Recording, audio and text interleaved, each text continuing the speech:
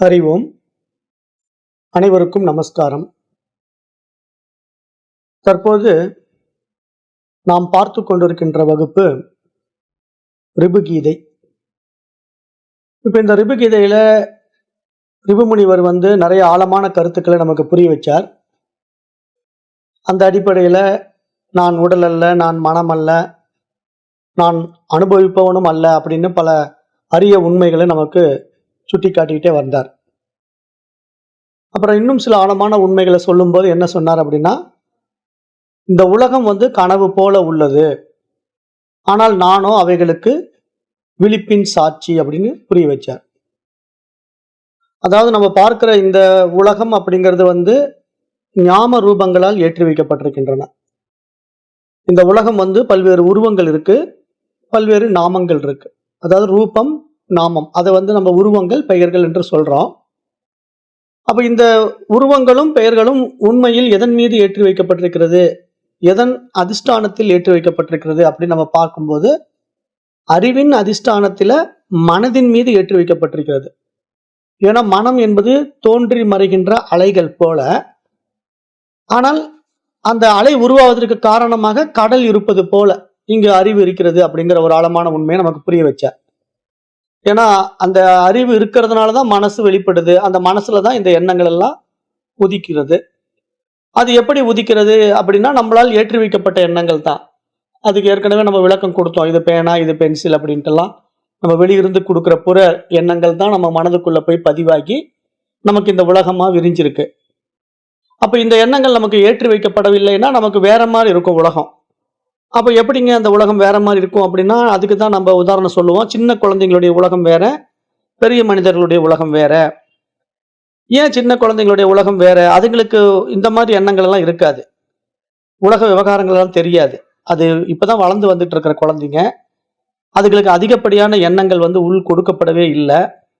ஆகவே அது வெகுளியா, வெள்ளந்தியா, இயல்பா இருக்கும். அதனாலதான் குழந்தையும் தெய்வமும் ஒன்று அப்படின்னு பெரியவங்க சொல்லி வச்சிருப்பாங்க. ஆனா அந்த குழந்தைங்க வளர வளர இந்த உலக விவகாரங்களை பூரா நம்ம மனதில் உள்ள திணிச்சு ஏகப்பட்ட விசேஷ சுகங்களை கொடுத்து வச்சிடறோம். அப்படி கொடுக்கும்போது அது நல்லதா கெட்டதான்னு கூட நம்ம பார்க்கறது இல்லை. ஏன்னா நமக்கு சரி தெரிஞ்சதெல்லாம் அவங்களுக்கு திணிச்சு ஏற்றி வச்சிடறோம் அப்படின்னு நம்ம கடந்த பாடங்கள்ல பார்த்தோம். அப்ப இங்க மனம் இருப்பதனால இந்த உலகம் இருக்கிறது, மனம் இல்லாவிட்டால் இந்த உலகம் இல்லை என்பதையும் நம்ம நிரூபிச்சோம். அப்ப நீங்க எப்படிங்க நிரூபிச்சீங்க அப்படின்னு நீங்க கேட்டீங்கன்னா, அதான் ஆழ்ந்த உறக்கம். இப்ப நீங்க விழிப்பு நிலையில மனதோடு இருக்கும்போது உங்களுக்கு உலகத்துல விவகாரம் தெரியும். ஆனா நீங்க ஆழ்ந்த உறக்கத்துல மனசை விட்டுடும் போது உலகம் விவகாரம் மறைஞ்சு போயிடும். உலக விவகாரங்கள் மட்டும் மறையறது இல்ல, நான் யார், நான் எப்படிப்பட்டவன் என்பது கூட நம்மால் தெரிந்து கொள்ள முடியாம நம்ம தூங்குவோம். அப்ப இப்படிதான் மனசு இல்லாம போனா உலகம் இல்லாம போறதும், மனசு வர்றதுனால உலகம் வருவதும் நடைமுறையில இருக்குது அப்படிங்கிறத நம்ம இங்க நல்லா புரிஞ்சுக்கணும்னு சொன்னோம். அப்புறம் இந்த மாதிரி நிகழ்வுகள்ல எது நடந்தாலும் அது அந்த அறிவை தொடாது அப்படின்னு நம்ம சொன்னோம். ஏன்னா இங்க இந்த நிகழ்வுல எது நடந்தாலும் அது யாருக்கு? இந்த மனதுக்கும் உடலுக்கும் தான். தோன்றி மறையக்கூடிய இந்த மனதுக்கும் உடலுக்கும் தான் இந்த மாதிரி விவகாரங்கள் எல்லாம் இருக்கு, விசேஷங்கள்லாம் இருக்கு, நல்லது கெட்டதெல்லாம் இருக்கு, பாவ புண்ணியம் எல்லாம் இருக்கு அப்படின்னு பல கருத்துக்களை நம்ம ஆழமா முன் வச்சோம். ஆனா சத்துங்கிற இருப்பு கிட்ட எதுவுமே ஒட்டாது, அது ஒரு வெள்ளை திரை மாதிரி அப்படின்னு புரிய வச்சோம். ஏன்னா வெள்ளை திரையில தான் படம் ஓடிக்கிட்டு இருக்கு. ஆனா அந்த படம் அதுல ஒட்டுறதான்னா ஒட்டுறதே கிடையாது. படம் மேலதான் ஓடும். அதுல தண்ணி விழுகிற சீன் வந்தாலும் அந்த வெள்ளைத்திரை நனையாது, நெருப்பு பிடிக்கிற சீன் வந்தாலும் அந்த வெள்ளைத்திரை எரிஞ்சு போகாது. ஆனா அதன் மேலதான் எல்லா சீனும் ஓடும். அப்ப அது மாதிரி இங்க தூய அறிவாகிய ஆத்மாவாகிய என்னுடைய இருப்பினால் தான் நீங்க எல்லாம் இருக்கிறது அப்படின்னு நமக்கு புரிஞ்சுட்டா, நம்ம வெள்ளைத்திரை மாதிரி இருக்கணும் தான். இந்த உலகம் நம்ம மேல படம் மாதிரி ஓட்டிக்கிட்டு இருக்கோம், எல்லா விவகாரமும் நடக்கும். ஆனா எல்லாத்தையும் நம்ம எப்படி பார்க்கணும்? சாட்சியா பார்க்க வேண்டியதுதான். வேற என்ன செய்ய முடியும்? சாட்சி பாவனை அப்படிங்கிறது என்ன அப்படின்னு உங்களுக்கு புரியும்னு நினைக்கிறேன். புரியாட்டி நான் திருப்பி அதை விளக்கம் கொடுக்குறேன். அப்ப இங்க நான் அப்படிங்கிறது உண்மையில என்ன? நம்முடைய சுயம், அது நம்முடைய அமைதி, நம்முடைய ஆனந்தம். அதுக்குதான் சச்சித் ஆனந்தம் அப்படிங்கிற ஒரு அருமையான பேர் ஆத்மாவுக்கு இருக்கு, இறைவனுக்கு இருக்கு, பிரம்மத்துக்கு இருக்கு அப்படின்னு சாஸ்திரம் எடுத்து கூறியதையும் உங்களுக்கு நம்ம வலியுறுத்தணும். அப்ப அப்படிப்பட்ட பிரம்மத்தினிடத்தில் தான் இந்த பிரபஞ்சமே இருக்கிறது. அப்ப நான் யார்? நான் அந்த தூய அறிவாகிய ஆத்மா, பிரம்மம் அப்படின்னு ஒருத்தன் உணர்ந்துட்டான் அப்படின்னா அவனிடத்தில் தான் இந்த ஒட்டுமொத்த பிரபஞ்சமும் ஒடுங்கி இருக்கிறது. அப்ப இந்த பிரபஞ்சத்துக்கு வெளியே அவன் இருந்து கொண்டு இந்த உலகத்தை தன்னுள் ஒடுக்கி கொண்டிருக்கிறான் அப்படின்னு பார்க்கணும். நான் இந்த பிரபஞ்சத்தில் இருப்பது போல இந்த பிரபஞ்சம் என்னுள் இருக்கிறது அப்படிங்கிற மகா வாக்கிய உபதேசத்தை மறந்து விடக்கூடாது. அப்ப அப்படி பார்த்தாதான் நம்ம உண்மையிலே நான் வெளியிருந்து தேடி பிடிக்கிற பொருள் கிடையாதுங்கிறது நமக்கு புரிய வரும். இல்லைன்னா நீங்க தேடும் பொருள் எதுவோ அது நீங்களே அப்படின்னு நான் சொல்லிட்டேன். நீங்க வெளியே தேடி ஏதோ பிடிக்க போறேன், கடவுளை பார்க்க போறேன், ஆத்மாவை அறிய போறேன், ஆன்மீக ஞானியா மாறப் போறேன் அப்படின்னு நீங்க என்னென்ன விஷயங்களை ஏற்றி வச்சிருக்கீங்களோ அது எல்லாமே உங்களுக்கு ஏற்றி வைக்கப்பட்ட எண்ணங்கள் தான். ஏன்னா நீங்க எதுவும் மாறவும் முடியாது, எதுவும் ஆகவும் முடியாது. நீங்களா இருந்துகிட்டு தான் இருக்கீங்க. என்ன நீங்க யாருன்னு தெரியாம இருக்கிறதுனால உங்களுக்கு ஏற்றி வைக்கப்பட்ட விஷய சுகங்கள்ல சிக்கிக்கிட்டு நான் இன்னார் இப்படிப்பட்டவன்கிறத மாத்தி புரிஞ்சுக்கிட்டு இருக்கீங்க. அப்ப அந்த மாற்றத்தை நீங்க திருத்திக்கிட்டீங்கன்னா போதும்.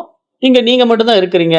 ஆக நான் தேட வேண்டியவன் இல்லை, நான் தேடலின் சாட்சி அப்படின்னு உங்களுக்கு புரிஞ்சிடும் அப்படின்ட்டு ரொம்ப அருமையான விஷயங்களை ரிபு முனிவர் இந்த ரிபு கீதையின் வழியா நமக்கு புரிய வச்சுக்கிட்டே வந்தார். அப்ப இது நல்லா உங்களுக்கு புரிஞ்சிட்டா தானாகவே உங்களுடைய மன ஓட்டம் நின்றுடும். தேவையில்லாத விசேஷங்களுக்குள்ள உங்க மனசு அலைப்பாயாது, மனசு அமைதியாயிடும், ஆர்ப்பாட்டம் செய்யாது, தன்னுடைய சுயத்துல தன்னுடைய இருப்புல சுகமா இருந்துகிட்டே இருக்கும். அப்புறம் இந்த நிலை உங்களுக்கு புரிய வர என்ன ஆகும் அப்படின்னா உடல் பற்று தானாவே குறையும். இந்த உடல் நான் அப்படிங்கிற அபிமானம் உங்களை விட்டு அப்படியே மெல்லமா விலகும். ஏன்னா இந்த பர்டிகுலர் உடம்பா நான், இந்த உலகமே என்னிடத்தில் இருக்குன்னு புரிஞ்சு போன பிறகு இதை அபிமானிக்க வேண்டிய அவசியம் இல்லை, இதெல்லாம் என் மீது ஓடுகின்ற படம் அப்படின்னு புரியும். அதே மாதிரி மனதில் ஒரு ஆழமான அமைதி உண்டாகும். இந்த ரிபுகீதை உங்களுக்கு நல்லா புரிஞ்சு வேலை செய்ய ஆரம்பிச்சிடுச்சு அப்படின்னா தானாவே மனதுக்கு ஒரு அமைதி வந்துடும், சாட்சி உணர்வு வலுப்படும். நீங்க நான் இதை பார்த்து கொண்டிருக்கின்றேன், நான் இருப்பதினால்தான் இங்க எல்லாம் இருக்கிறது, நானே சுயம், நானே அறிவு, நானே பிரம்மம் அப்படின்னு உங்களுக்கு புரியும்.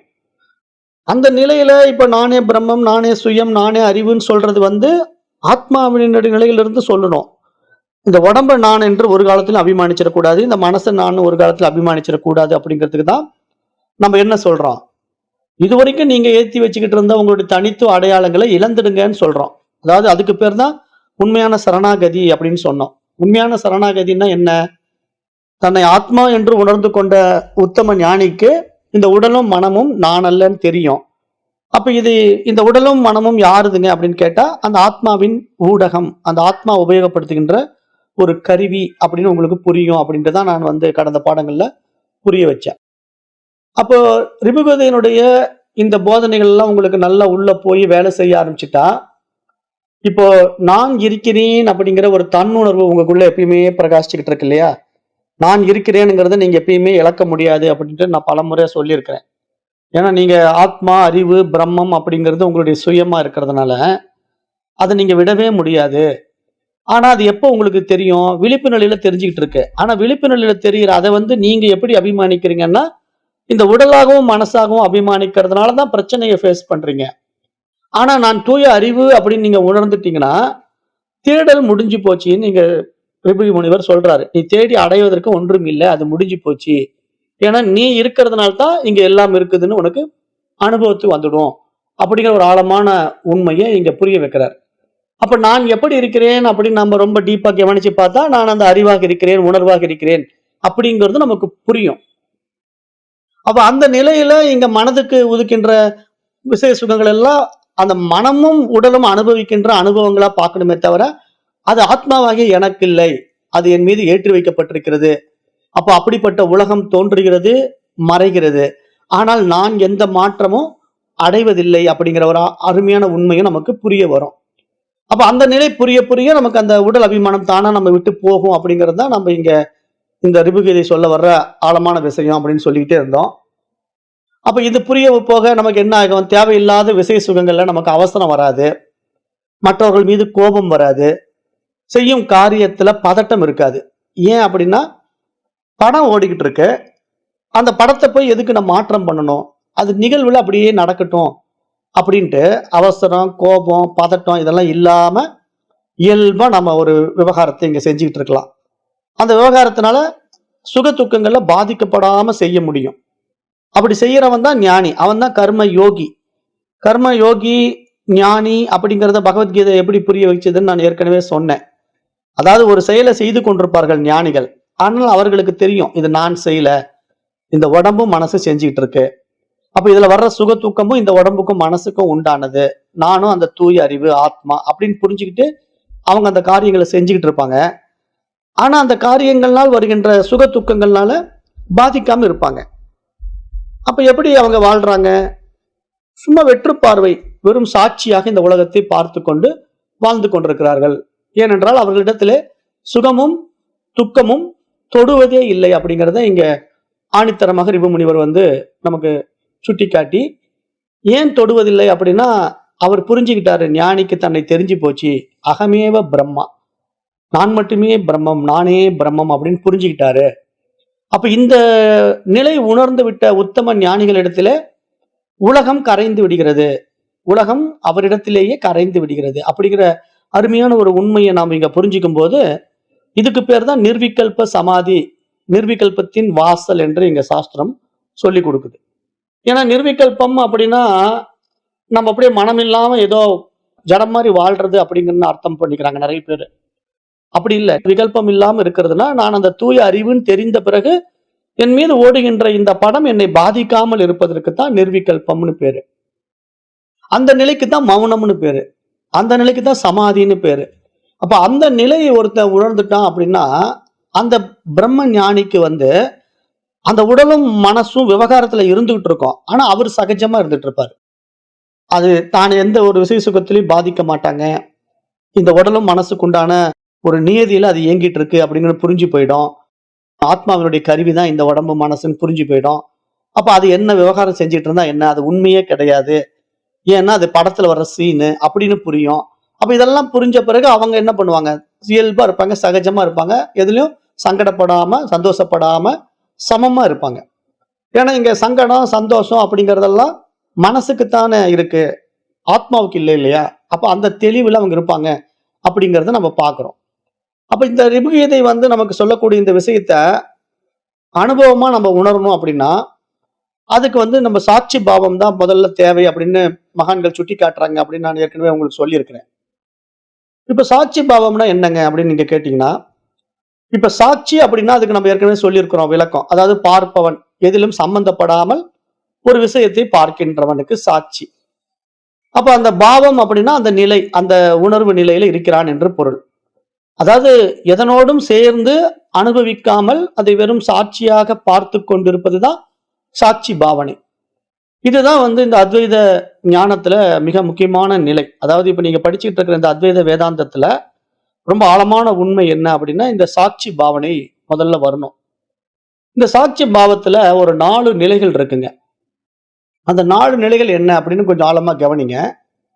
இப்ப நான் பார்க்கிறேன் அப்படிங்கிறது ஒரு அடிப்படை நிலை. அதாவது நான் இருக்கிறேன், நான் ஒன்றை பார்த்து கொண்டிருக்கிறேன் அப்படிங்கிறது ஒரு அடிப்படை நிலை. அப்படின்னா என்ன, ஒரு தொடக்க நிலை. அந்த தொடக்க நிலையில நீங்க என்ன பண்றீங்க, நான் ஏதோ பார்த்துக்கிட்டு இருக்கிறேன் அப்படின்னு நினைச்சு எதையோ ஒண்ணு பாக்குறீங்க. அப்ப நீங்க பார்ப்பதுங்கிறது சாட்சியா இருங்க அப்படின்னா நம்ம என்ன சொல்லியிருக்கிறோம், ஒரு சம்பவம் நடக்கும், அந்த சம்பவத்துல கலந்துக்காம இருக்கிறது. அப்ப நீங்க இந்த அத்வைத ஞானத்தை படிச்ச உடனே உங்களுக்கு என்ன புரியும்னா, சரி நம்ம சாட்சியா மாறிடலாம் அப்படின்னு சொல்லிட்டு நீங்க உலகத்துல நடக்கிற விவகாரத்தெல்லாம் அப்படியே வெற்று பார்வையா பார்த்துக்கிட்டு இருப்பீங்க. நீங்க வேடிக்கை பார்ப்பீங்க, அதுல சம்பந்தப்படாம இருப்பீங்க. உங்க குடும்பத்துல ஒரு கலவரம் நடக்குது, ஒரு பிரச்சனை நடக்குது, அப்படியே அதை வேடிக்கை பார்த்துட்டு இருப்பீங்க, அதுல சம்பந்தப்படாம இருப்பீங்க. சம்பந்தப்படாம இருக்கணும், அப்படி இருந்தீங்கன்னா நீங்க சாட்சி. உள்ள போய் பூந்துக்கிட்டீங்கன்னா சாட்சி கிடையாது, நீங்க சம்பவத்துல கலந்துக்கிட்டீங்கன்னு அர்த்தம். அப்போ ஏதோ 2 பேர் வீட்டுல சண்டை போட்டுட்டு இருக்காங்கன்னா நீங்க அதுல சம்பந்தப்படாம இருக்க முடிஞ்சா நீங்க சாட்சி ஆயிட்டீங்கன்னு அர்த்தம். அந்த சண்டைகளை போய் சமாதானம் பண்ண உள்ள பூந்துட்டீங்கன்னா நீங்க எப்படி சாட்சின்னு சொல்ல முடியும்? நீங்க அந்த சண்டையை தீர்த்து வைக்கிறதுக்கு உள்ள போறீங்க பாத்தீங்களா, அங்கதான் நீங்க சிக்கிறீங்க. அப்ப சிக்கும்போது என்ன ஆகும், இவங்க 2 பேருக்கு பஞ்சாயத்து தலைவனா நீங்க மாறி அந்த பஞ்சாயத்தை தீர்த்து வைக்கிறதுக்கு முன் இன்னும் சில பதில்களை நீங்க சொல்ல போய் அவங்க 2 பேரும் உங்களை திருப்பி தாக்கி அப்ப அது பிரச்சனை பெருசாகி அப்புறம் கடைசியில் எதுக்குடாப்பா இந்த தலையீடு செஞ்சோம் அப்படிங்கிற அளவுக்கு நீங்க ஒரு மன உளைச்சலோடு அதுல இருந்து வெளியே வர்றதை விட இதுல சம்மந்தப்படாம வேடிக்கை பார்த்தா எந்த ப்ராப்ளம் இல்லை இல்லையா? அப்படித்தான் இந்த உலகத்துல எல்லா விவகாரத்தையும் ஞானிகள் முதல்ல என்ன பண்ணுவாங்கன்னா, சாட்சியா பாரு அப்படின்னு சொல்லி கொடுப்பாங்க. அதாவது நான் பார்க்கிறேன் அப்படிங்கிற அடிப்படை தொடக்க நிலையை முதல்ல கண்டுபிடிச்சுக்கணும். அப்ப அந்த நிலைக்கு என்னங்க, எப்படிங்க அதுக்கு அனுபவம் அப்படின்னு கேட்டீங்கன்னா, அந்த முதல் நிலை எப்படின்னா, எல்லா எண்ணங்களையும் உணர்வுகளையும் படமாக பார்க்க வேண்டும். அதாவது இந்த உலகத்துல விவகாரம் நடக்கும். இப்ப வீட்டுல வந்து குழந்தையும் அம்மாவும் சண்டை போட்டுக்கிறாங்கன்னு வச்சுக்கோங்க. பையனும் அம்மாவும் சண்டை போட்டுக்கிறாங்க. நீங்க அப்பா, நீங்க வேடிக்கை பார்த்துக்கிட்டு இருக்கீங்க. இப்ப நீங்க வேடிக்கை பார்த்துக்கிட்டு இருந்தா அவங்களோட சண்டைகளை, அவங்களுடைய பிரச்சனைகளை நீங்க அப்படியே சம்பந்தப்படாம பார்க்க முடிஞ்சிட்டா அவங்களே சண்டையை போட்டு அவங்களே அந்த சண்டைக்கு ஒரு முடிவு கொண்டு வந்துருவாங்க. ஆனா நீங்க உள்ள நுழைஞ்சீங்கன்னா, படத்துக்குள்ள சீன்ல நீங்க பூந்தீங்கன்னா, அப்புறம் அவங்க 2 பேருடைய பஞ்சாயத்துக்கு நீங்க பஞ்சாயத்து தலைவனா மாறி, இவங்க சொல்றது சரியா, அவங்க சொல்றது சரியா அப்படிங்கிற கருத்துக்களை நீங்க எடுத்து கேள்வி கேட்க போய், அதுல ஒரு பெரிய பாதிப்பு ஏற்பட்ட பிறகு, ஒண்ணு உங்களுக்கு பையன் விரோதமா மாறுவான், இல்லைன்னா மனைவி விரோதமா மாறுவான். ஏன்னா நீங்க 2 பேர்லயும் இவங்க செஞ்சது சரி, இவங்க செஞ்சது தப்பு அப்படிங்கிறத தீர்ப்பு சொல்லி ஆகணும். ஏதோ ஒரு பக்கம் நீங்க நல்லதை ஒத்துதான் ஆகணும். அந்த நிலையில கெட்டது செஞ்சவங்களுக்கு உங்களை பிடிக்காது. அப்ப அப்படி ஒரு நிலை வரும் இல்லையா? அப்ப இதனால என்ன ஆகும்? ஒரு விரோத மனப்பான்மை உங்களுக்குள்ள வரும். அப்படிதான் போய் நிறைய பேர் மாட்டிக்கிறாங்க. ஒரு உதாரணத்துக்கு சொல்றேன், ஒரு புரிதலுக்காக. அப்ப இங்க இந்த மாதிரி விஷயங்கள்ல நம்ம சம்பந்தப்படாம நம்முடைய எண்ணங்களையும் நம்ம இடத்துல இருந்து வெளிப்படுகின்ற உணர்ச்சிகளையும் சும்மா அப்படியே வேடிக்கை பாருங்க. அவசரப்பட்டு முந்திரி கொட்டத்தனமா அதுல முன்னாடி போய் நின்னு வாங்கி கட்டிக்காதீங்க. இதுக்கு பேர் தான் சாட்சி. அப்ப எப்படிங்க பாக்குறது சாட்சி அப்படின்னா, கோபம் வந்துச்சுன்னு வச்சுக்கீங்களேன். அவங்க 2 பேர் பண்றதை பார்த்த உடனே உங்களுக்கு அப்படியே கோபம் வருது. அந்த கோபத்தை பாருங்க, அவங்கள பார்க்காதீங்க. உங்ககிட்ட இருந்து வெளிப்படுற கோபத்தை மட்டும் பார்த்தீங்கன்னா, எதுக்கு இந்த கோபம் வருது? அவங்க 2 பேரு நான் எதிர்பார்க்கிற மாதிரி வீட்டுல டிசிப்ளினா இல்ல, தேவையில்லாம சண்டை சச்சரவு பண்ணிட்டு இருக்காங்க, ரகலை பண்றாங்க. நான் இப்படி இருக்கணும்னு நினைச்சேன், ஆனா இவங்க இப்படி இருக்க மாட்டேங்கிறாங்க. நான் இப்படி செய்யின்னு சொன்னேன், ஆனா அவங்க இப்படி செய்ய மாட்டேங்கிறாங்க. அப்படின்னு ஏதேனும் ஒரு விஷயத்த நீங்க திணிக்க போய், அந்த திணிக்கிற விஷயத்துல அவங்களுக்கு தீவிரத்தன்மை வராம, அது அவங்களுக்குள்ளேயே கருத்து வேறுபாடுகளை உண்டு பண்ணி, அல்லது நீங்க சொல்றீங்கிறதுக்காக உங்க முன்னாடி நடிச்சுக்கிட்டு, நீங்க அந்த பக்கம் போனோம்னே அவங்க வேற மாதிரி வாழ்ந்துகிட்டு, இப்படி வாழக்கூடிய ஒரு வாழ்க்கை வந்து சுவாரஸ்யமா இருக்காது. அதனால உண்மையான ஞானிகள் என்ன பண்றாங்க அப்படின்னா, சாட்சியா பார்க்கிறதுன்னா, அவரவர்கள் செயல்களை அவரவர்கள் வாழ்றதுக்கு அனுமதிச்சிடுறாங்க. உனக்கு எது சௌரியமோ பண்ணுப்பா, உனக்கு இது பிடிச்சிருக்கா வாழ்ந்துட்டு போ, உனக்கு இது பிடிச்சிருக்கா வாழ்ந்துட்டு போ. அதனால நல்லது கெட்டதை நீயே அனுபவப்பட்டு தெரிஞ்சுக்கோ. நான் சொல்லி நீ ஒண்ணும் மாற போறதில்ல, நான் சொல்லி நீ ஒண்ணும் திருந்த போறதில்ல. என்னால நீ உன்னை திருத்தவும் முடியாது. ஏன் அப்படின்னா யாராலையுமே முடியாது. ஒண்ணு மட்டும் தெரிஞ்சுக்குங்க, நிறைய பேருடைய ப்ராப்ளம் என்ன அப்படின்னா, நம்முடைய அகங்காரம் தான் நாம என்னமோ இந்த உலகத்தையே மாத்த போறோம், நம்ம குடும்பத்தையே மாத்த போறோம் அப்படின்ட்டு ப்ளே பண்ணிட்டு இருக்கு. ஆனா நீங்க இன்டெப்தா போனீங்கன்னா, உங்களுடைய அகங்காரம் தான் ப்ளே பண்ணுதே தவிர, உங்கள மாதிரியே அவங்க அகங்காரம் அவங்க கிட்ட ப்ளே பண்றதை நீங்க மறந்துடுறீங்க. அப்ப இந்த மறதியினால என்ன ஆகுதுன்னா, அவங்கள நீங்க மாத்த மாதிரி நினைக்கிற முயற்சி உங்களுக்கு தோல்வி அடையும் போது மன உளைச்சலையும், மனவேதனையும் உண்டு பண்ணும். இல்லன்னா அவங்க என்ன பண்ணுவாங்க, நீங்க இருக்கும்போது உங்களுக்கு நல்லவங்க மாதிரி நடிப்பாங்க. நீங்க அந்த பக்கம் போன பிறகு அவங்க எல்லா வேலையும் செய்வாங்க. இது நம்ம நிறைய காமெடி சினிமாலலாம் பார்க்குறோம்ல. குழந்தைங்கலாம் வந்து உட்காந்து டிவி பார்த்துட்டு இருக்கோம். அப்பா வேலையை விட்டு வராருன்னு தெரிஞ்ச உடனே பைக் சவுண்ட் கேட்ட உடனே எல்லாம் டிவி ஆஃப் பண்ணிட்டு ஹோம் ஒர்க் பண்ற மாதிரி உட்காந்துக்கும். ஏன்னா அப்பா சொல்லிட்டு போயிருப்பாரு, விளையாடிக்கிட்டு இருக்கக்கூடாது, ஹோம் ஒர்க் பண்ணணும் அப்படின்ட்டு. அப்ப இது மாதிரி ஒரு நாடகம் வேணா செய்யலாம். உண்மையா குழந்தைங்களுடைய போக்கு என்ன? விளையாடுறது குணத்துல விளையாட வேண்டிய வயசுல விளையாடத்தான் விரும்பும். அதை போய் நீ படின்னு போட்டு டார்ச்சர் பண்ணக்கூடாது. ஏன்னா அது ஸ்கூல்ல தான் படிச்சுட்டு வருது. இங்க வந்து அது டீச்சர் கொடுக்குற ஹோம் ஒர்க்கை பண்ணா மறுநாள் போய் டீச்சர் கிட்ட நல்ல பேர் வாங்க போகுது, பண்ணலன்னா மறுநாள் டீச்சர் கிட்ட போய் அடி வாங்க போகுது. 2 தான் நடக்க போகுது. அப்ப அதுவே அனுபவத்தில் தெரிஞ்சுக்கிட்டோம். பண்ணலாட்டி அடி விழுது, பண்ணுனா நமக்கு நல்ல பேர் கிடைக்குது அப்படிங்கிறத அட்வைஸ் கத்துக் கொடுக்கறத விட அனுபவங்கள் லகுவாக கத்துக் கொடுத்துரும் அப்படிங்கறத தான் ரிஷிகள் சொல்றாங்க. ஆனா நாம என்ன நினைக்கிறோம், அனுபவத்துக்கு விட மாட்டேங்கிறோம், அட்வைஸ்லயே வாழ்க்கையை ஓட்ட பாக்குறோம். அந்த அட்வைஸுக்கு நீங்க போக போக என்ன ஆகும்னா, உங்களுக்கு தான் மன உளைச்சல் ஆகுமே தவிர உங்க அட்வைஸை கேட்டு உலகம் மாறிடாது, உறவுகள் மாறிடாது. அப்படிங்கறத நல்லா முதல் பாயிண்டா புரிஞ்சுக்கிட்டீங்கன்னா தான் நீங்க சாட்சி நிலையில நிக்க முடியும். அப்ப இங்க எல்லா எண்ணங்களையும் உணர்ச்சிகளையும் முதல் நிலையில படமா பார்க்க வேண்டும். அதுக்கு எக்ஸாம்பிள் என்ன? கோபம் வந்தா கோபத்தை பாருங்க, எண்ணம் வந்தா எண்ணத்தை பாருங்க, வலி வந்தா வலியை பாருங்க. உங்களுக்கு என்னென்ன வருதோ அதை போல அப்படியே வேடிக்கை பாருங்க. சம்பந்தப்படாம அதை வேடிக்கை மட்டும் பாருங்க. அப்படி பார்த்தீங்கன்னா இந்த நிலைக்கு பேர் தாங்க சாட்சி. இந்த மாதிரி உங்களால ஃபர்ஸ்ட் இருக்க முடியுமான்னு பிராக்டிஸ் பண்ணுங்க. இதுக்கு தான் முதற்கட்ட பயிற்சின்னு பேரு. சாட்சியா நீங்க மாறுறதுக்கான முதற்கட்ட பயிற்சி. இதுல நீங்க ஒழுங்கா நிக்க முடியுதான்னு பாத்தீங்கன்னா, நிக்க முடிஞ்சதுன்னா ஓகே. அடுத்தது 2வது கட்ட பயிற்சி இருக்கு. இதை நீங்க ஒழுங்கா பண்ணி சக்சஸ் பண்ணிட்டீங்க, சாட்சியா இருந்து பழகிட்டீங்க, உணர்ச்சிகளை வேடிக்கை பார்க்க கத்துக்கிட்டீங்க, கோபத்தை வேடிக்கை பார்க்க கத்துக்கிட்டீங்க, விவகாரத்தை வேடிக்கை பார்க்க கத்துக்கிட்டீங்க. அதுக்குள்ள நீங்க மூக்க நுழைக்கவே இல்லை, சம்பந்தப்படவே இல்லை. அப்ப உண்மையா நீங்க யாருங்க? சாட்சி. அப்ப அதுல தெளிவாயிட்டீங்களா? அடுத்தது இரண்டாவது நிலை என்ன அப்படின்னா, நான் பார்ப்பதும் இல்லை, சாட்சியாக இருப்பது மட்டுமே அப்படின்னு ஒரு நிலை இருக்குங்க. எப்படின்னா, இப்ப இதுக்கு முன்னாடியே நான் பார்க்கிறேன் அப்படின்ற ஒரு எண்ணம் இருந்துட்டு இருக்குல்ல. இதுக்கு முன்னாடி வந்து பாத்தீங்கன்னா, சாட்சின்னு நீங்க ஒரு பேருக்கு சொன்னாலும், உங்களுடைய மைண்ட் என்ன சொல்லுது? நான் கோபத்தை பார்க்கிறேன், நான் என்னுடைய உணர்ச்சியை பார்க்கிறேன், நான் என் வீட்டில் நடக்கிற சண்டையை பார்க்கிறேன், இந்த விவகாரத்தை பார்க்கிறேன் அப்படின்னு ஏதாவது ஒண்ணு பார்க்கிறேன் பார்க்கிறேன் பார்க்கிறேன்னு சொல்றீங்கல்ல. அப்ப பார்ப்பவன் நான் அப்படிங்கிற ஒருத்தங்க இருக்கிறான்ல. அப்படி ஒருத்தர் இருக்கிறதுனால தான் அவன் நான் பார்க்கிறேன் பார்க்கிறேன்னு சொல்லிக்கிட்டு இருக்கிறான். அப்ப அவனும் இல்லாம போகணும். அப்ப நான் பார்க்கிறேன் அப்படிங்கிற ஒரு எண்ணமும் எப்ப இல்லையோ அது அடுத்த நிலைங்க. அந்த நிலை வந்து சாட்சிக்கு மேம்பட்ட நிலை அப்படிங்கிறத நீங்க நல்லா இங்க புரிஞ்சுக்கணும். ஆனா 1ஆம் கிளாஸ் பாஸ் பண்ணாம 2ஆம் கிளாஸ் வர முடியாது. முதல்ல சாட்சி பாவனையில நீங்க நின்று அதை புரிஞ்சு அதை அனுபவப்பட்டு அது உங்களுக்கு கை கூடிடுச்சு, நான் சலனம் இல்லாம இருக்க முடியுது, சண்டைகளை கலந்துக்காம இருக்க முடியுது, எனக்கு உணர்ச்சிகள் வரும்போது வேடிக்கை பார்க்க முடியுது, எனக்கு கோபம் வரும்போது வேடிக்கை பார்க்க முடியுது, நான் எல்லாவற்றையும் சகஜமா எடுத்துக்கிறேன், தொழில் பண்ணும்போது நஷ்டம் வருது அதையும் நான் வேடிக்கை பார்க்கறேன், தொழில் பண்ணும்போது லாபம் வருது அதையும் நான் வேடிக்கை பார்க்கறேன் அப்படிங்கிறதுல நீங்க திடமா இருந்தீங்கன்னா நீங்க சாட்சி.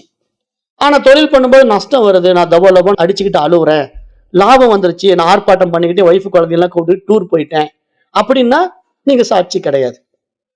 ஏன்னா இங்க சாட்சி அப்படின்னா மைண்ட் வந்து பிளே பண்றத கவனிக்கணும். மைண்ட் வந்து எல்லாத்துலயும் பிளே பண்ணும். அந்த பிளேவே உங்களுக்கு புரியலன்னா நீங்க வாழ்க்கையில சிக்கிக்கிட்டே காலத்துக்கு இப்படியே ஓட்டிக்கிட்டு இருக்க வேண்டியதான், விடுதலை ஆக முடியாது. அப்ப இந்த விடுதலை விவரத்தை தான் இங்க ரிஷிகள் நமக்கு இப்படிலாம் சொல்லி கொடுத்து அதுக்கான வழிமுறைகளையும் காட்டி கொடுத்து பாயிண்ட்ஸா எடுத்து சொல்லி கொடுத்துட்டு இருக்காங்க. அதைத்தான் நான் உங்களுக்கு சொல்லி கொடுத்துட்டு இருக்கேன். அப்ப முதல் நிலை சாட்சியில நீங்க வேடிக்கை பார்க்க கத்துக்கணும். 2வது நிலை சாட்சியில பார்ப்பவன் யாருங்கன்னு கேள்வி கேட்க கத்துக்கணும். முதல்ல பார்க்கிறவன் நானு அப்படின்னு நினைச்சு பார்த்துட்டு இருந்த நீங்களே 2வது நிலையில அப்ப பார்க்கிறவன் ஒருத்தர் இருக்கிறான், பார்க்கப்படுகின்ற ஒரு விஷயம் இருக்கா அப்படிங்கிற ஒரு கேள்வி எழுப்பணும். அப்ப இந்த நிலை உங்களுக்குள்ள எப்படின்னா, இப்ப நீங்க பார்க்கின்ற எண்ணங்கள், உணர்ச்சிகள், அந்த உடலில் இருக்கின்ற புலன்கள் ஒன்றையும் பின்தொடராமல் உங்களால வெறும் சாட்சியாக இருக்க முடியுமா? அது இன்னும் அருமையா இருக்கும்ல.